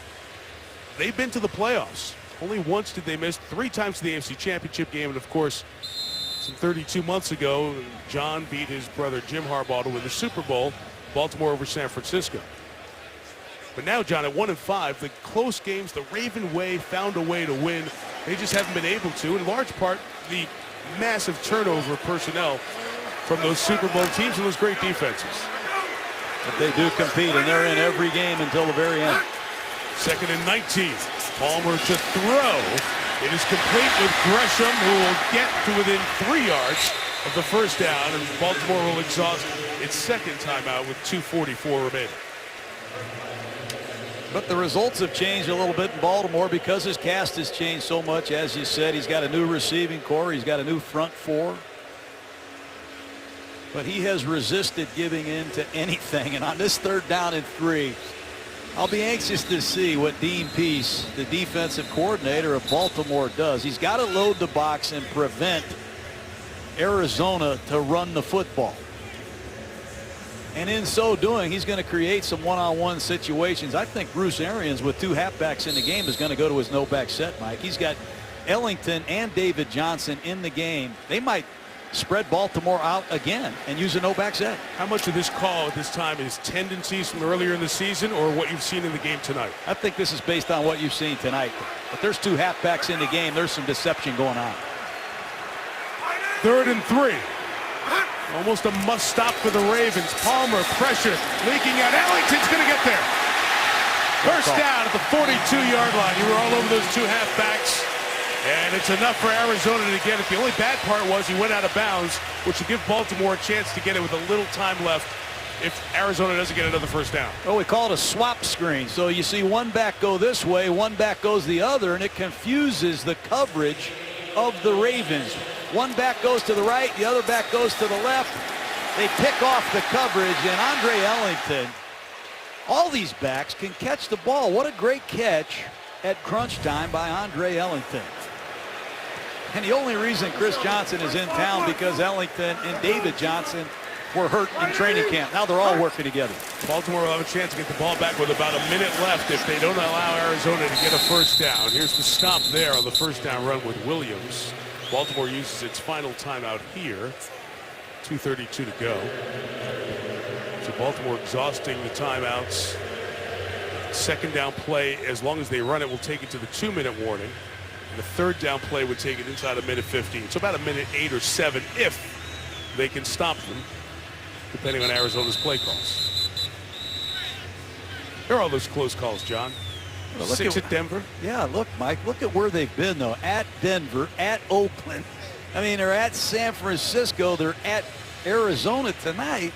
They've got to fly all the way back to Baltimore on a short week, play a home game. 5 of their first 7 games on the road, 4 West Coast trips. I'd have jet lag if I was a Raven. They did stay out west between that first and second game. Did not do it this time around. Arizona stayed east as they played back-to-back home games before this one. 2nd and 10. It will be a throw. Palmer's better be completed. Oh, this is a clock saver. That should be grounding, too. Is he in the pocket? If he's in the pocket, it should be grounding. There's the flag. Arians says he's out of the pocket. Well, look. But Torbert, the referee, says no. Now they're pointing to say there's an eligible receiver nearby. It's like he's expecting Gresham to get out in the flat, but well, he's in the pocket and there's no receiver within 14 yards there. Why throw the ball in that situation to stop the clock? Let's see here. They can say if Gresham's there or no. All right. Intentional grounding. Offense, number 3. Quarterback was in the pocket under duress. Threw the ball with it. Was not an eligible receiver in the vicinity. That's loss of down. The spot on the foul, 3rd down. And what you said is so true, John. There's so much passing and short passing. People have gotten away from maximize the time that you run off the clock. And when I gave those numbers before, that's just based on if you play it out the right way. There's a minute 5 left when Baltimore gets the ball and no timeouts. No timeouts. Here, if they stop them, they're going to get the ball back on the other side of the 2-minute warning. I'd be talking to Drew Butler because they're going to try to block that punt again. They know he struggles to get it off. So the grounding makes it 3rd and 22. They need to get to the Baltimore 46 to keep it going. And they will run it with David Johnson, who's going to be stopped at the 38-yard line. Will spin down to the 2-minute warning. And Arizona will have to punt it away. And they're going to come with the block, I believe, again.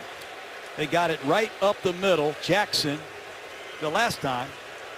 And Butler has to catch it and get rid of it, Mike. Almost like you're backed up inside your own 1-yard line. He's got to get rid of this football in a hurry.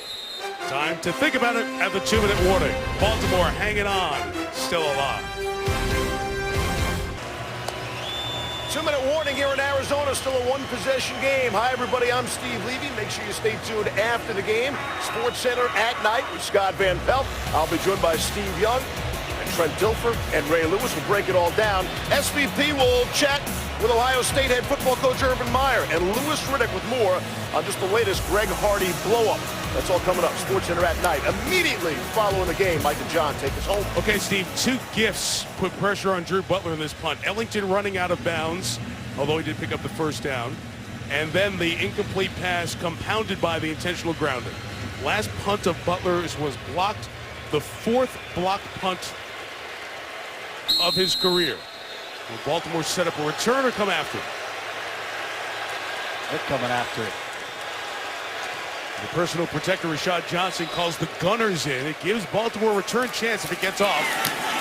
Butler gets rid of it, is high. And caught at the 24-yard line. A fair catch is made by Jeremy Ross. So here is Baltimore in a situation, John, they've seen so often this year. Their ball, 1:53 left. A chance to go down the field, in this case, tie the game. And essentially, they've been unsuccessful everything but the Pittsburgh game this year. Backup offensive lineman in the game, Mike. At left tackle, number 74, James Hurst. Urschel at left guard, number 64. Can the fourth quarter pass rush led by Dwight Freeney capitalize? That's the side they should take advantage of. Here we go, Flacco. In trouble, steps up, pursued, gets away from Freeney, lobs it to the sideline, incomplete. As Steve Smith, Tyrann Mathieu, and a whole bunch of folks converging on that Baltimore sideline. That's why Freeney was brought through the desert. Take a look at him on the left side. They keep Gilmore at tight end into block, and Flacco under serious fire. Barely avoids the sack. Arizona lost the Super Bowl to Pittsburgh because they lacked a fourth quarter pass rush. Let's see if they found one.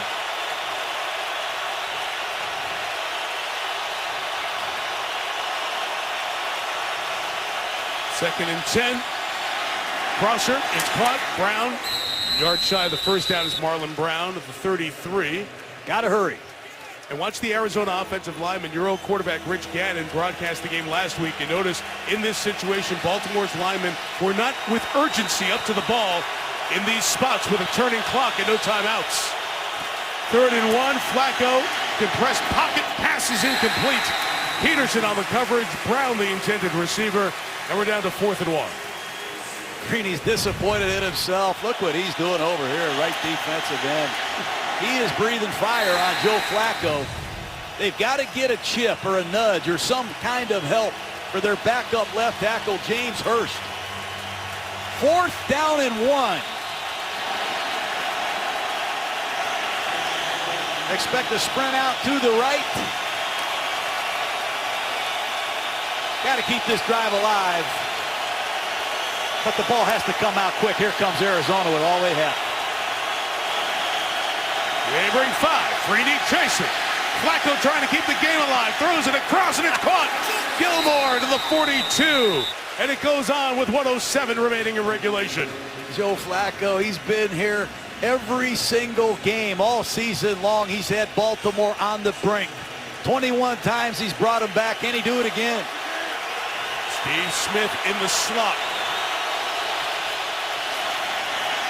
To Smith, incomplete. He didn't look that way. Tyrann Mathieu was in that area of that zone coverage. 2nd and 10 with 48 remaining. And here comes some fresh pass rushers. 91, Stinson in the game. 96, Kareem Martin.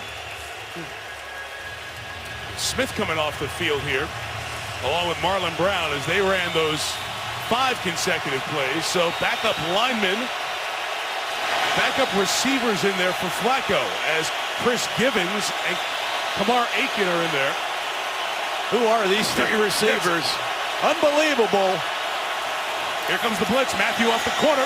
Flacco putting it up deep for Givens, who's got it out of bounds. Game very much alive with 41 seconds left at the Arizona 27-yard line. Chris Givens just got here in a trade, working one-on-one against a backup corner. Bethel blew the coverage. Bethel clearly expecting help over the top, didn't get it.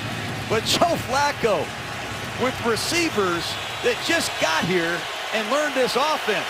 Top of the screen now, 13, Givens working against Bethel again. Smith back in as well. 40 seconds remain. Flacco firing towards Smith in double coverage, and he just gets rid of it. Out of bounds and incomplete. It'll be 2nd down. Here comes the fresh Dwight Freeney. I wonder what kind of shape Freeney's in.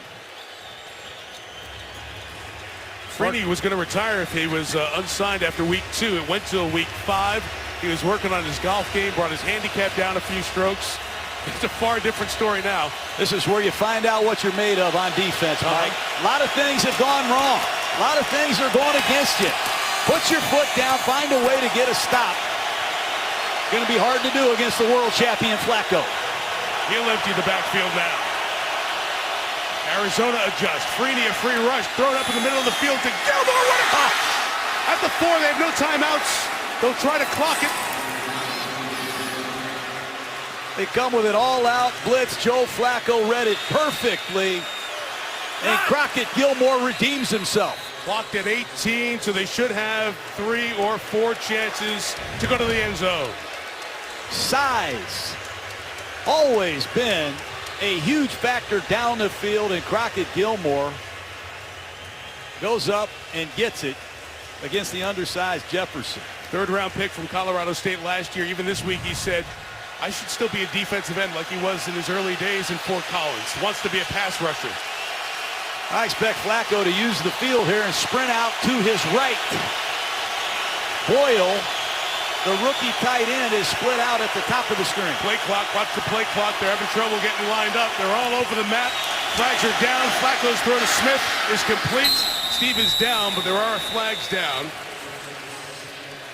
Now the clock was stopped. So there's no runoff. It's probably an illegal formation, but they're going to need to talk about it here.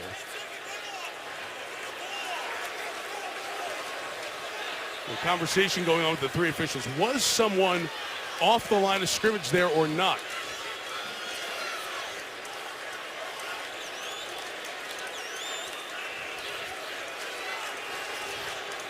Once they determine this, John, Smith was stopped inbounds.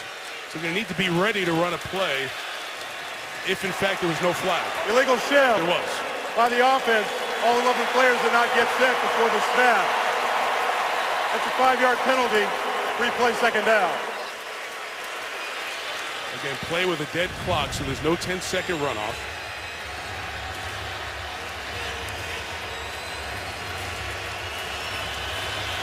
Yeah, it should have been a false start, not an illegal shift, because Smith got set. Again, they're running personnel in and out. Bruce Arians wants a penalty on Baltimore for illegal substitution because he's trying to change his guys now. And 12 in a huddle. Bruce Arians can't believe it. Now he's got to take a timeout to get his army straight. Timeout, Arizona.